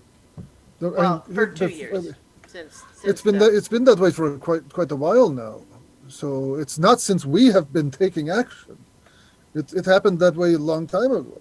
True. Well, not long time ago. Okay, for months. Yeah, true. But no one since the inception, I mean, since day one, no one has been like, let's blatantly defy this lady. Or this. Well, I mean, she's a goddess. People don't tend to just do that, except when you're stupid like us. Yeah, which is why I want to know if she's taken a shine to us. We've already had monsters come after us and say that it's a revenge from the Frostmaiden. That's already happened. But I mean, after a while, you start to run out of minions. Well, yes, but also in the same case, right? If we've made her run short on minions, what other blessings would we get from other deities, seeing as we've already gotten one from the Morning Lord? That happened. I mean, it's been my experience. I was told you don't go looking for blessings from the gods. If they come to you, that's great. But if you work and you earn and you do things, and if the gods bless you, then that's a reward. You don't go, hey, hey, Bahamut, you know what? I've been doing lots of great stuff for you. How about you do something good for me? Why don't you give me a magic sword? That's not going to happen. They do not react well to that. Well, I wouldn't know. Dan, take the word from the people who do.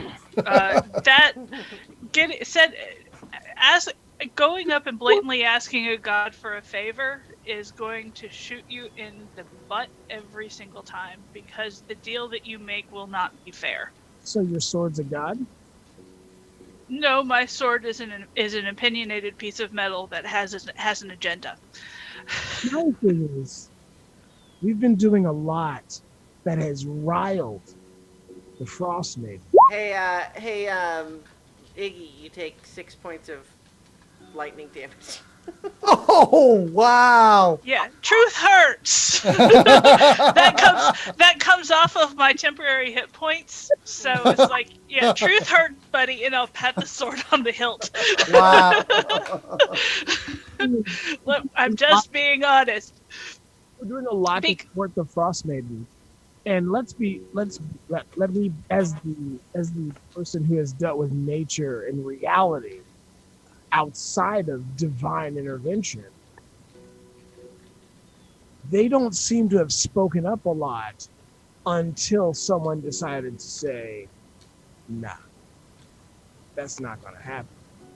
So my question then becomes, are they afraid of the Frostmaiden? Are these other divine beings, Bahamut, the moon god, or whomever your sword believes in? Question mark?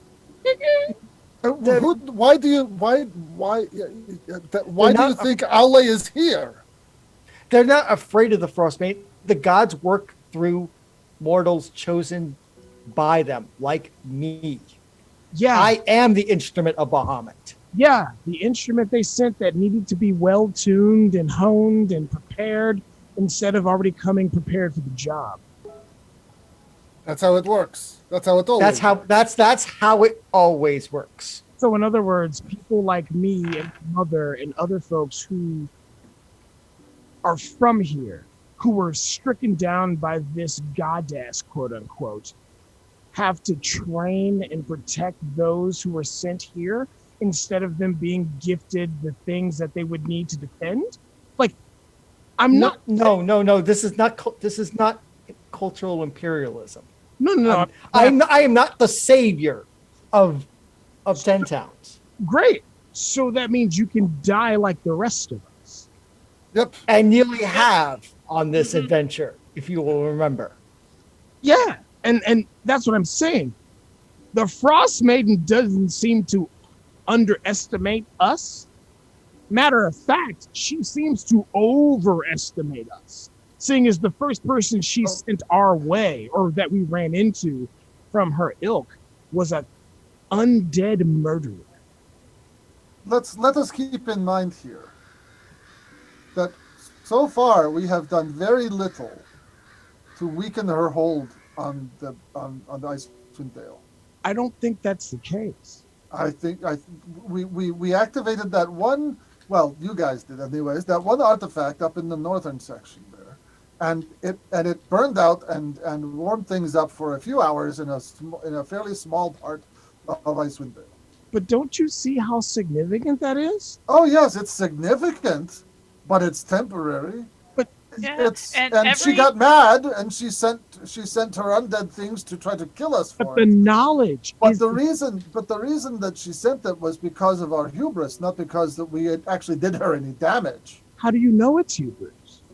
Seeing as the fact of the matter is, That's the definition of hubris, is for a mortal like you or me to go, hey, goddess, fuck you. yes, That's what it is. but That's hubris. but our knowledge, which is eternal, seeing as we have passed it on now, it's continuing to spread. Do you really think that priest from the temple is keeping his mouth shut? I don't think so. Do you think our friend from East Haven keeps her mouth shut? She literally hired us to find supernatural beings. Right, and there are creatures here who have plans to invade 10 towns, and I'm sure that if there's a connection between the Duergar and the Frostmaiden, but there is they are her instrument in preventing what you're talking about from happening. But that's the thing. We've not seen any connection, and everything that's been connected. Their fortress is called Sunlight. Yeah, Of course, there's a connection. but spoiler alert: we still have the sun under this tyrannical reign. Yeah, a little bit of it. Whereas sunblight means remove it. Period. No, And we've not seen any sort of connection between the Duergar and the Frostmaiden. In fact, if we had seen a connection between the Duergar and the Frostmaiden, our paladin over there would have smited every Duergar immediately. I think that we might find one when we get there. And even if there's not a direct connection, I'm sure that the Frostmaiden is looking at what's going on and saying, "Yes, good, go ahead." I'm not going to send my monsters to stop you. That's the core of my point.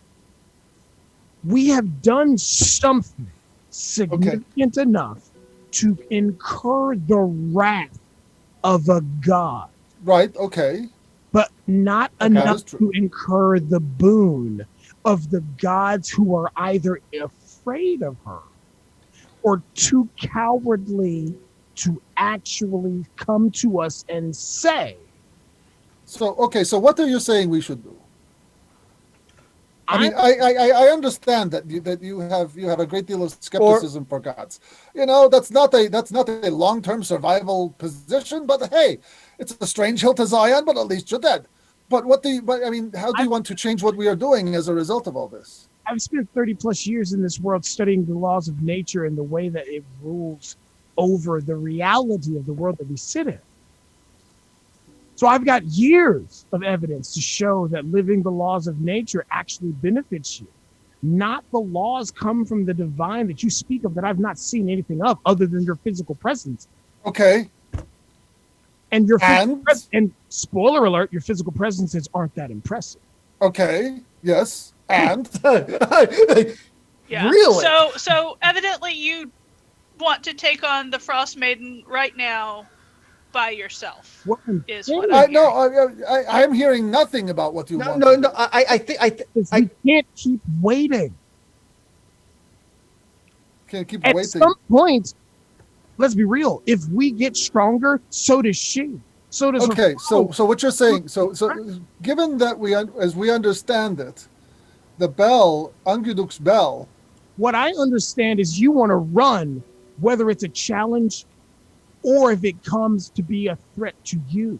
What I'm saying is you may have run and searched these mountains or whatever for forever long, but you shot down the idea of trying to broker peace between the colossi or the people of your race that we've found out about. You shot down the idea of stopping this fortress that's being built up, whether it's in the name of the Frostmaiden or in the name of blighting out the sun, because it might be dangerous.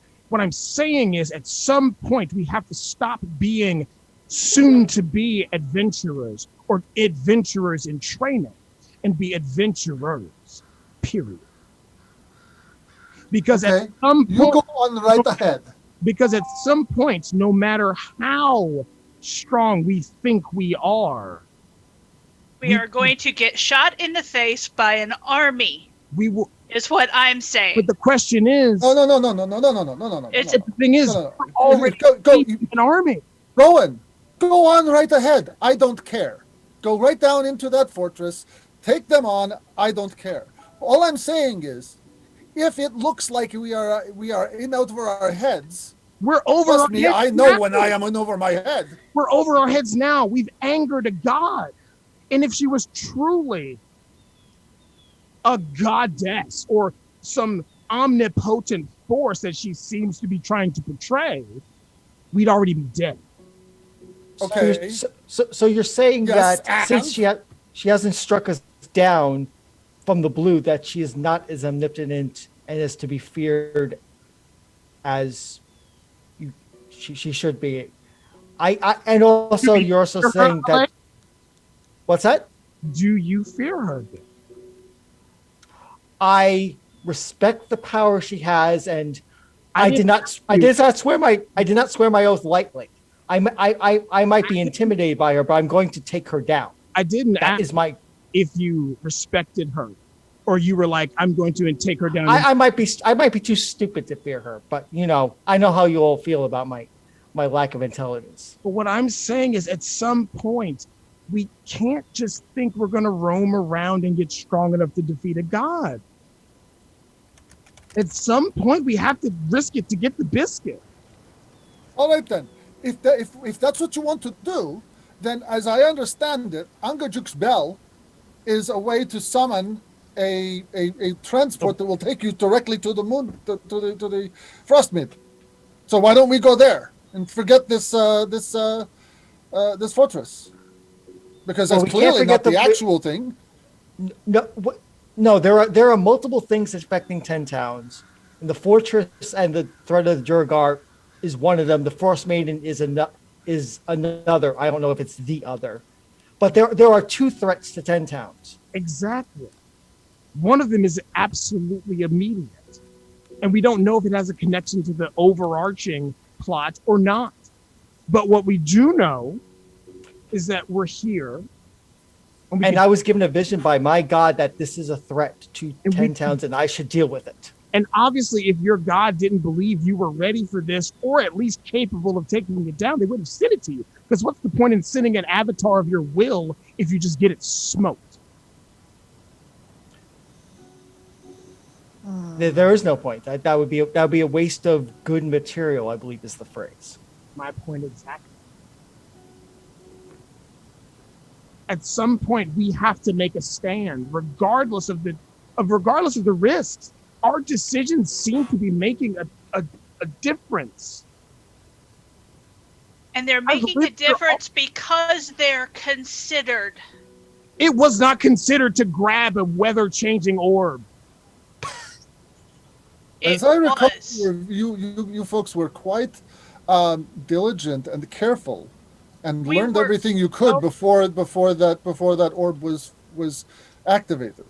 Yes, we took every care because we were careful, because we considered our actions. We were able to do something with that orb. Because we considered and took care, we were able to take down the Durgar fortress in the north. Because we were careful. But but the thing of it, we don't know how long they've been preparing. We don't know how long. I'm done talking. Marcha walks away. And that's the thing. Walk away. Go ahead. Do what you think is best for your survival. But at this point, we need to own up to the fact that we're not dealing with our solo survival. as the Seekers, our choices have made impacts. We have given information to people that we have acquired by defying a god who do not have the abilities or skill that we have. So on the one hand, you're insulting us, and on the other hand, you're trying to get us to agree Because with you you. two- I'm not. I agree with the eventuality. I don't agree that it has to happen right now. Okay, so how long do you think we can wait? You've already waited 2 years. You've been out here for 30 years, going back and forth, and you've survived.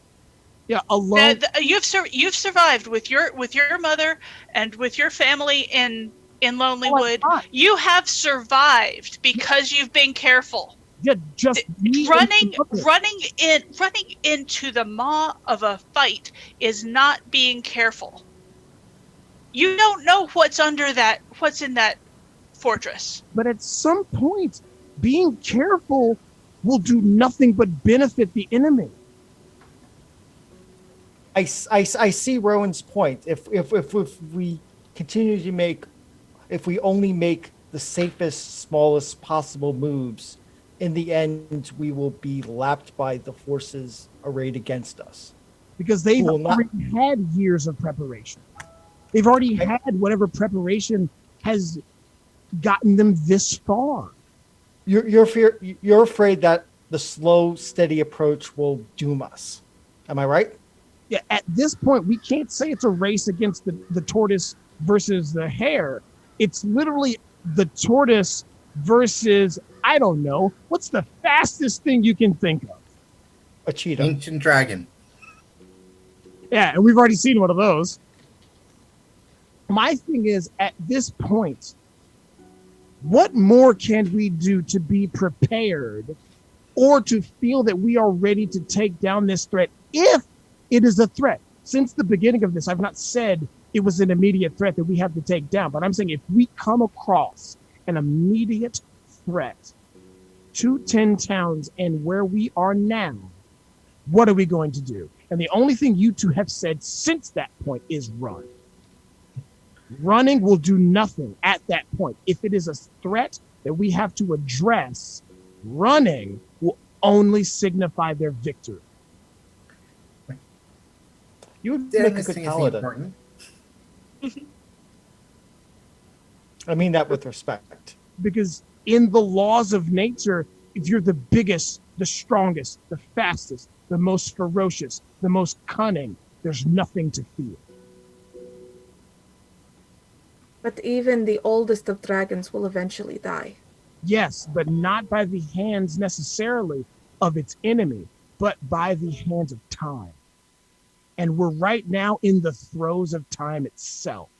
And let's be honest, if we're going against gods or people with the preparation gifted to them by time, we're at a disadvantage regardless. I am 100% with you, and I believe that we go, we see this location, we get as much information as we can, and if there is an opportunity to hamper what they are doing, to make things difficult for them without.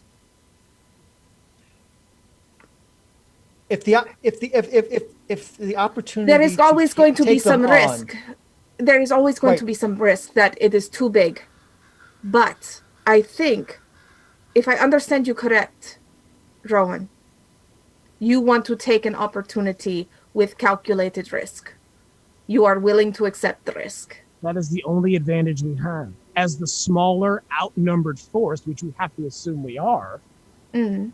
we have to take the advantage that is given to us. If we don't, that may be the only one we get. Right now, we are all speculating. We don't know what we are going to see until we see it. And we discuss quickly anything that we can do based on what we are observing. Does this seem fair to everyone who is here? Yes. I Okay. think what Rowan Sure. is saying is we shouldn't make running our first only option. we should be prepared to see the fortune say, we're going to do this. We're going to strike the Duragar now. We have to be prepared for that as a possibility of our scouting. Am I right, Rowan? Their encampment goes into a mountain. Yes. We don't know. Not quite sure. We can only assume the Duragar. I mean, if it does, we can create an avalanche if we're going to be on top of the mountain anyway. But as Ale was saying, sometimes, or I should say, in this situation, if we're giving an opportunity to strike and maybe, I don't know, strike a defensive blow in the safety or the defense of 10 towns, we should take it because it may be the only one we get. Because let's be honest, how many of us have the ability to prepare for either an army, a god, or both? Well, I mean, figuring out what we're up against is kind of the reason we're here, isn't it? We're going that way, right? And figuring out, what if we figure out that it's something we have to strike down now? Then I draw my sword and I go in first Well, if necessary. Yeah, if we I will only speak for myself and say I will join you in whatever way I can. Exactly. I mean, I'm not But up for ultimately, a suicide run, but ultimately, every one of us has to be willing to make our own choice if this is a risk. If that risk is too great for an individual person, we cannot force them. We cannot force them to accept the risk that they are not willing to. Sure. But the thing then becomes, or maybe the real question I should be asking is, what's the risk you're all willing to give? Because let's be honest, as the only mama's boy here, I can't say I'm going to turn this away and just let it happen because it's the death of me and my family. And I only have one member of that left. The other part of it wants to kill me.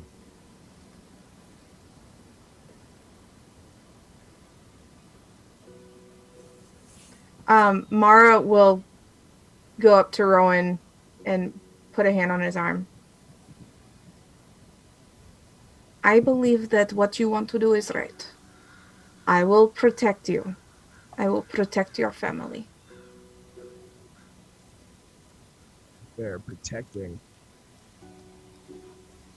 At this point, I don't think it's all that we need. We need a family looking around at everyone, pointing, that's willing to risk it for everyone. I guided two of us here to meet the rest of us somehow, some way, by whatever divine being you all believe in. And it's all different for some of you. Or all of you, I should say.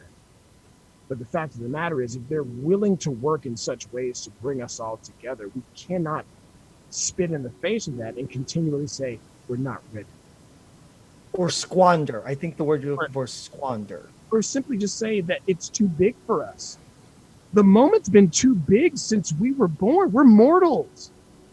We can die. Gods, for all we know, can be reborn.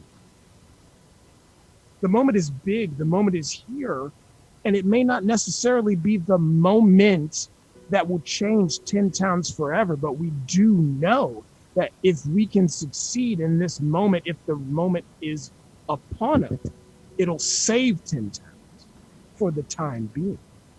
Because obviously, if Ale's God would send him through a walk in the coldest, magically encrusted winter to last portions of a decade, it has to mean something. Like, until I met you all, my secret was safe. Until I met you all, I hadn't even seen what an assassin could do, other than what my mother told me. I mean, Marcher, he has walked away from this conversation, but the fact of the matter is, When was the last time you saw Goliath in the company of humans?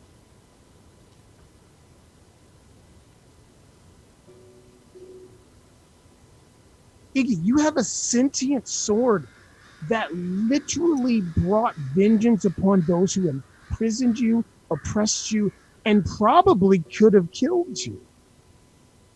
But you couldn't have done that by yourself. But you got it done with us.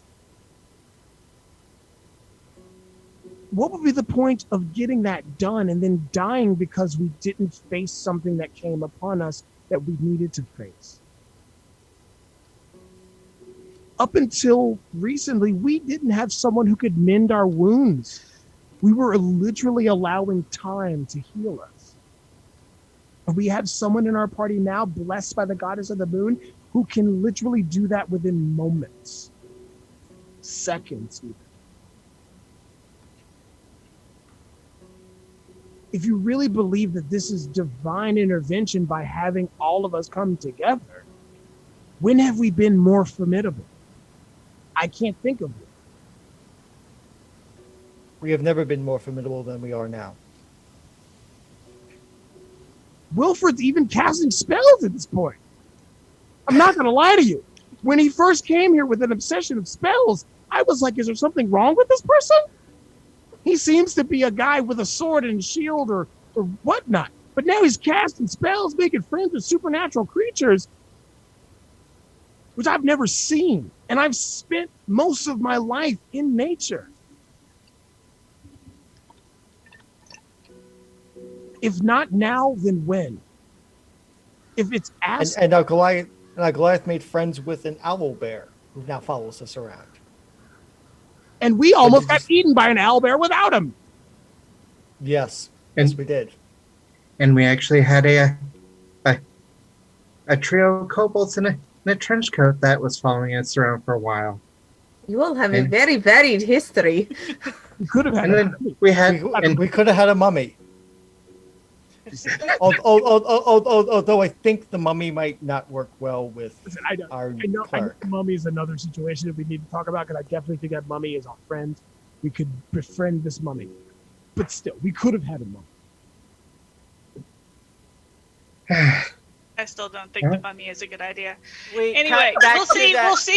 We'll see when we get there. Okay. Yes. I just wanted to offer We a will brief. I will actively look for ways to hamper. Can you sew? So, Like yes, Oh, you can? I have lived on my own for 5 years. If I didn't know how to sew, I needed to learn. So, do you think you could make a trench coat? You go, what? A trench A coat. trench He wants to put a mummy in a trench coat. Oh. It's just letting you know where that thought was coming from. Wants to put a mummy in a trench Did coat. your sword tell you that, or you just guessed? Spoiler alert, I know No, it. you've been saying that. You have been saying you wanted to put that mummy in a trench coat since we met the mummy. I listened Yeah. and I remembered. I am not a seamstress, but I can You make it work. make it. I guess. I mean, it won't be pretty. So, Mums aren't pretty. while I love the silliness of some of this, I want to briefly let's follow Marcher, who walked away Yeah. a little earlier. What's going on with you, Marcher? Did you? Obviously, kind of stepped away from the argument, but what is Marcher thinking? Marcher is thinking that Rowan is making a lot of assumptions, and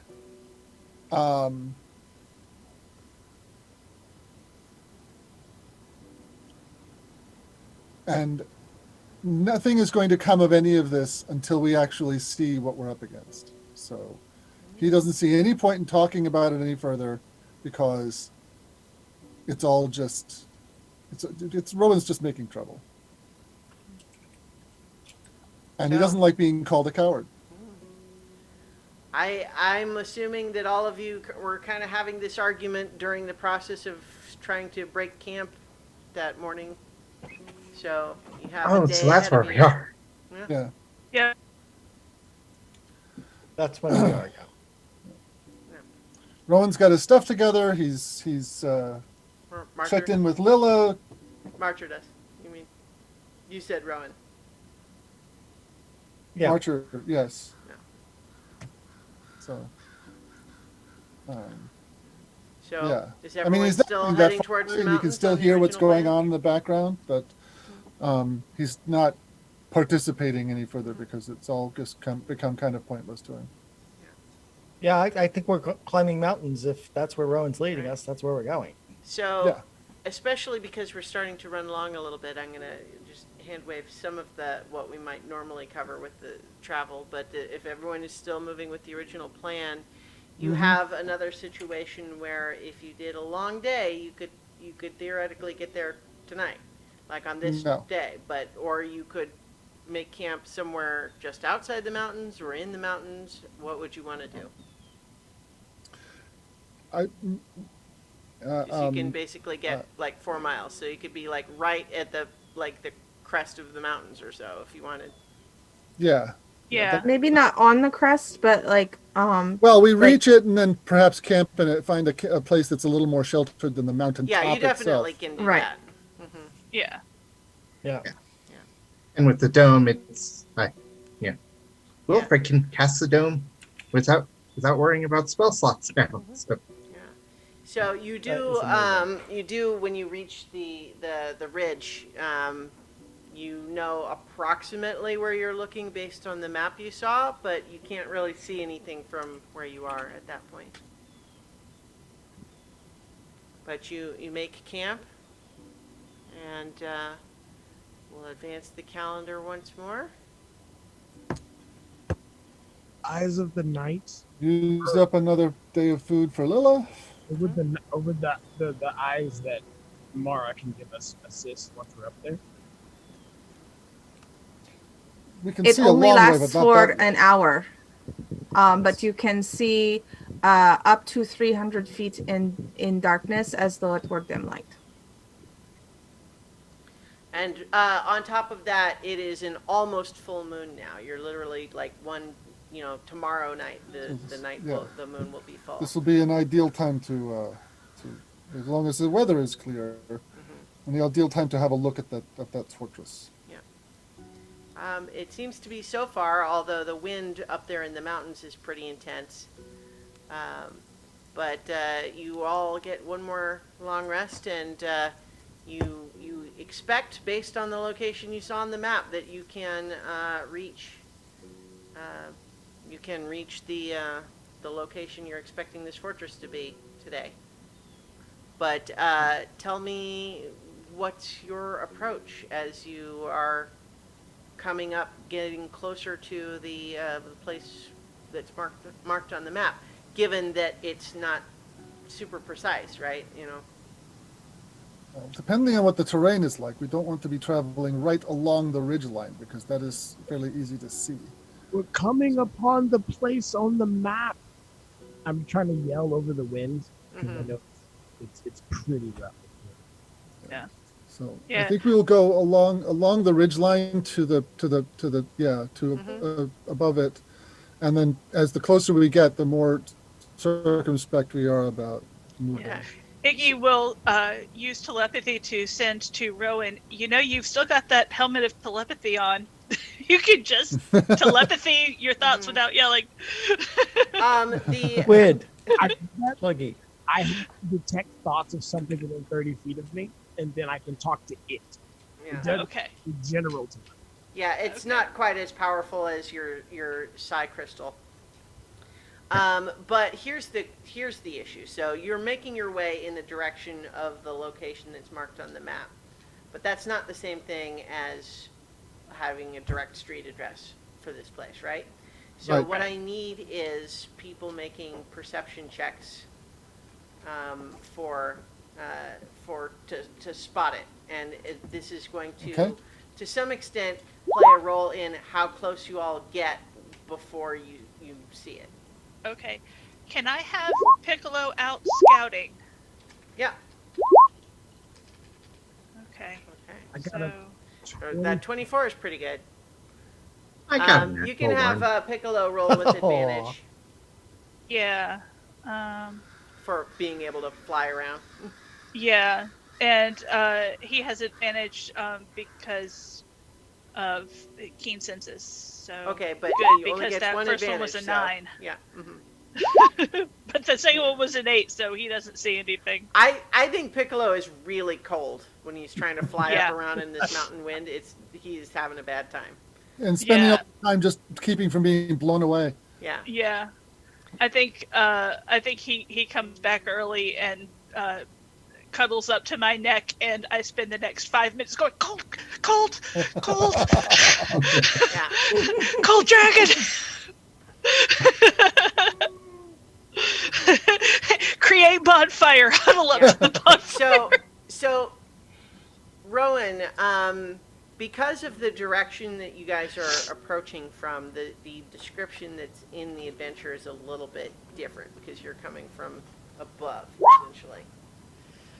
But what you actually spot as you're kind of looking down and looking for something is you see what looks like stairs hewn from the rock.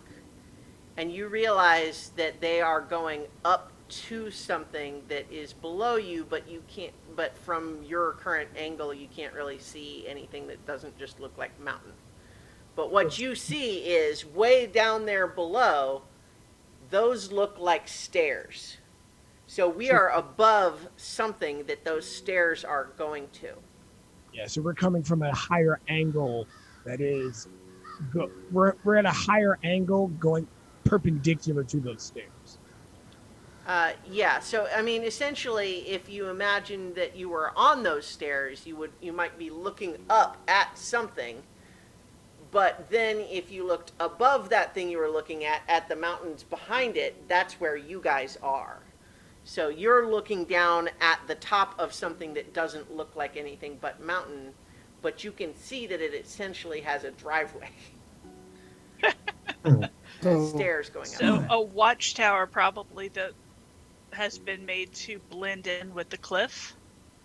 no, I think Possibly. that's a gate into an underground fortress. Also possibly. Well, I so think that's what you it's, think well, these is are dwarves. That's So- the way they build. essentially what you're looking at here in terms of your current approach is that if you continue like directly in that line, you feel like you're going to end up like directly on top of whatever this is. Or you could kind of go around the side and try to get more of a sense of like what the front of it looks like before getting too close. Can I see? Oh, you mean the front of what we're on top of? Yeah, I'll try that. because the top does not look like a fortress, right? The top looks like a mountain. Right. Yeah, I'll try that. I'll let everybody know what I've spotted and seen and what I think, and I would like to try that without the risk of other folks being noticed. Okay. So you're trying to what? Like just go If like to everyone directly stayed on the top of it? top of this thing, Okay. I would like to move off to the side to see if I can tell what it is. Okay, you tell everyone else to wait where they are? Yes. Okay. So make a stealth check as you approach. And I think as he does that, Wilfred will every so often, like every couple of minutes, just send a message to say, give him a chance to reply. That way, within 120 feet, he can. I think you're farther away than that. So if he's going to go all the way Okay. to try to, be able to look at the front of this thing, but like from the top of it, I assumed you guys were further away than that, but Yeah. Yeah. How do you feel about a shoulder dragon? I will allow Piccolo to ride with me. Absolutely. Just and to be fair, I would not want Piccolo to be harmed in the thing of this, so I would probably defend him. Okay. Yeah, he'll wiggle his way into your hood, mhm. but he has been warmed up Yeah. since his So- flight, so he's not as Just cold. so you know, Yeah, Piccolo is now next to the brain slug. yeah. Piccolo gives it a lick and goes, ew. Yeah. So what I like to imagine here is that we have Rowan with the big furry, hood, right? But where his face is, you see like the rim of this helmet, and then the slug pompadour, and the hood over that. But just right in between where the slug and the hood meet, you see the little face of a pseudo dragon just peeking out, just like resting its chin on the slug. Oh god. All right, so go ahead and make your stealth check as you approach. So how many whatever? So we've got 3 people in a coat. Yeah. We've got a ranger, a slug, and a dragon in a coat. That's a joke setup. Watching my eyes. Okay. Okay, yeah, it's not so 15. bad. It's not bad. Yeah, so basically what you do is you're approaching, going down what feels like just mountainside, but you're approaching what looks like it might be sort of a sheer cliff. Excuse me, like a sheer cliff, like a drop off. And as you are getting closer and closer to it, taking your time, being quiet, being careful, you realize that sure enough, it's not just a sheer cliff, like with a drop off, but it's a constructed sheer cliff. And you realize that you are now at the very top, looking down across it's basically a sheer mountain wall that is like not just rock face, but like wall, made of stone with rows of arrow slits and lights behind them, and you can hear clanking sounds issuing from below. And you can see way 100 feet below you. You can see that this narrow staircase leads up along one side of the wall. And I have a piece of artwork here, but it is I'll add once again that you are this artwork is from like the perspective of people coming up the stairs, whereas you are on top. So here's this artwork. So we would be. Oh wow! So we would probably be above that tower-looking figure, maybe Yeah. off, and me personally off to the left of it. Mm-hmm. Yeah, so you would probably not be like literally on the roof of this little ceiling thing, but just above that. Yeah, on the ridge of the mountain part. Yeah. Yeah. Oh wow. Oh, and there are the stairs. Do I Okay. see a like entrance that's on the roof of it, like or maybe like a trap door or a something that goes down into it? Say on top. No, but How you big are those do windows? Yeah, but there are the windows, and you also see on this front of it, like if you look on this artwork, the center between the sort of the two towers where it's a little bit sloped like that. That looks like it's a gigantic door, like it would be like 40 feet across with just this huge like hatch that's currently closed, but it looks like it's designed to open. Does it look like there's like a platform or stairs going up to it, or is it just a door out into the void? I mean, it's just a door into the void. Like there's nothing on the outside other than the hatch. I mean, it might just be to allow like light in for all you know. I mean, there's no stairs or a platform outside the building. What in the free world? Oh, that does make me think of what was said. Death will come on dragon's wings, and big hatch could let something in or let something out. Mm-hmm. Can I see Iggy? I mean, what you have is like I don't think you can see Iggy because you basically went ahead and left everyone else behind. right? But Yeah, Iggy but can see I'm- through I'm- Piccolo I'm- and can talk to you through Piccolo. Okay. Yeah. Bet. So I can see Piccolo. Yeah, Because Piccolo's on your I head. know Yeah. Piccolo's there. So I will use detect thoughts on Piccolo and send my thoughts to Piccolo. Um, holy crap. There's a giant door. I don't know what it's for, but we are above what looks to be a citadel of some sort. Oh boy. Yeah.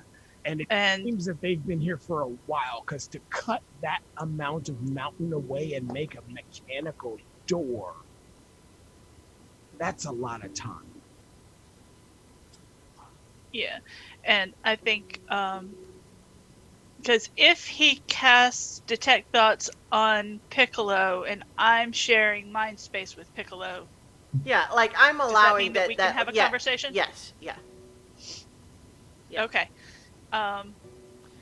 So how big roughly do you think that is? I mean, You've- so Piccolo can also see what you're seeing, Rowan, right? Like, so Yeah. Piccolo can.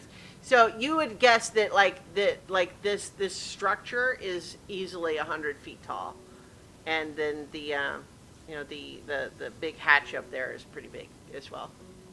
How far above are the rest of us? I mean, you guys are way back. You don't see any of this at all. Right, but from where Rowan is. Well, so tell me why you're asking. So I'm asking because I feel like Mara would be looking at an avalanche, like creating an avalanche. Oh, okay. To see if you could cause an avalanche. So Mhm. I think what you can. I think you think that that could be done, but that the Mhm. nature of the way this place is designed is that it's not really designed to have too much. Like, there's not really stuff or activity on the top, and anything that didn't just like stay on the top was just going to fall down the mountainside. So you don't think that, like, it would be difficult to bear. This thing's too tall to be buried with an avalanche. Okay. Yeah. Now you could I potentially can- bury the stairs, Mhm. but you don't know how much they need the stairs. Well, there's the stairs Yeah. and there's the big mechanical doors. Right, but the problem is because the hatch is like on a sloped part of the front. Any Mhm. snow coming down from above would just go off the side. Okay. And it's like, Yeah. and also it's like, if managed to get some packed in there, they just open the doors and it either fall in or they could push it out. So, Yeah, Yeah. so you No, we'd Um, have to bring the entire mountain, not just snow on top of it. now, like, doing it at a crucial time could certainly be inconvenient, but you can't just bury the place, unfortunately. Yeah. Yeah. Okay. So,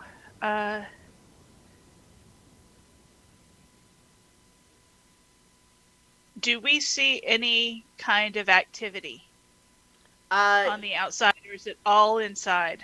It I mean, seems like to be nobody's all- coming up the No, it seems to be all inside as far as you can tell, but you do hear sounds of, like, as I mentioned, clanking from inside. And there's lights Yeah. inside, but you don't see anything outside. Okay. Yeah, so I'm not seeing an easy way. This is to Rowan. So I don't think we're seeing an easy way in, and I don't think that we're seeing any kind of signs of anything imminently about to come out. Also, I mean, you'd think if they were about to launch an attack that there would be more activity on the outside.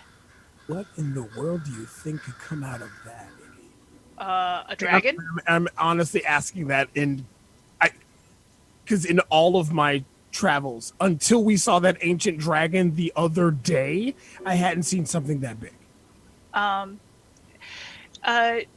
OGM, Mm-hmm. was there something that we found out about them constructing a dragon? Well, what you had heard was that they had a forge powered by a red dragon's heart, Yeah. and you had also known that they are collecting Chardolin, and that one of the properties of Chardolin is that, unlike most crystals, it can be reworked.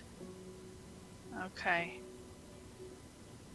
So, yeah, so it's entirely possible that they can build something that will go through that door.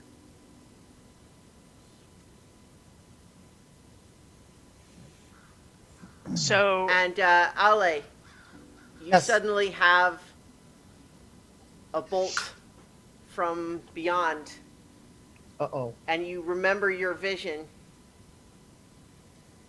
and the dream you had, knowing that one day there would be a choice to make. As a paladin, do you punish the guilty, or do you protect the innocent? Right now, those are not compatible, because the hatch begins to open. Oh, shoot. Yes. So from the hatch comes a loud grinding noise as large sheets of ice break off from the fortress walls and tumble down the mountainside. Suddenly, great doors of ice previously hidden under snow stand open more than 300 feet above the surface below, and from between them flies a huge dragon made of dark ice, its eyes aglow with a bright golden light as it lets out a terrible roar, hurls itself into the air, and glides away from the fortress, then turns and heads north toward Ten Towns.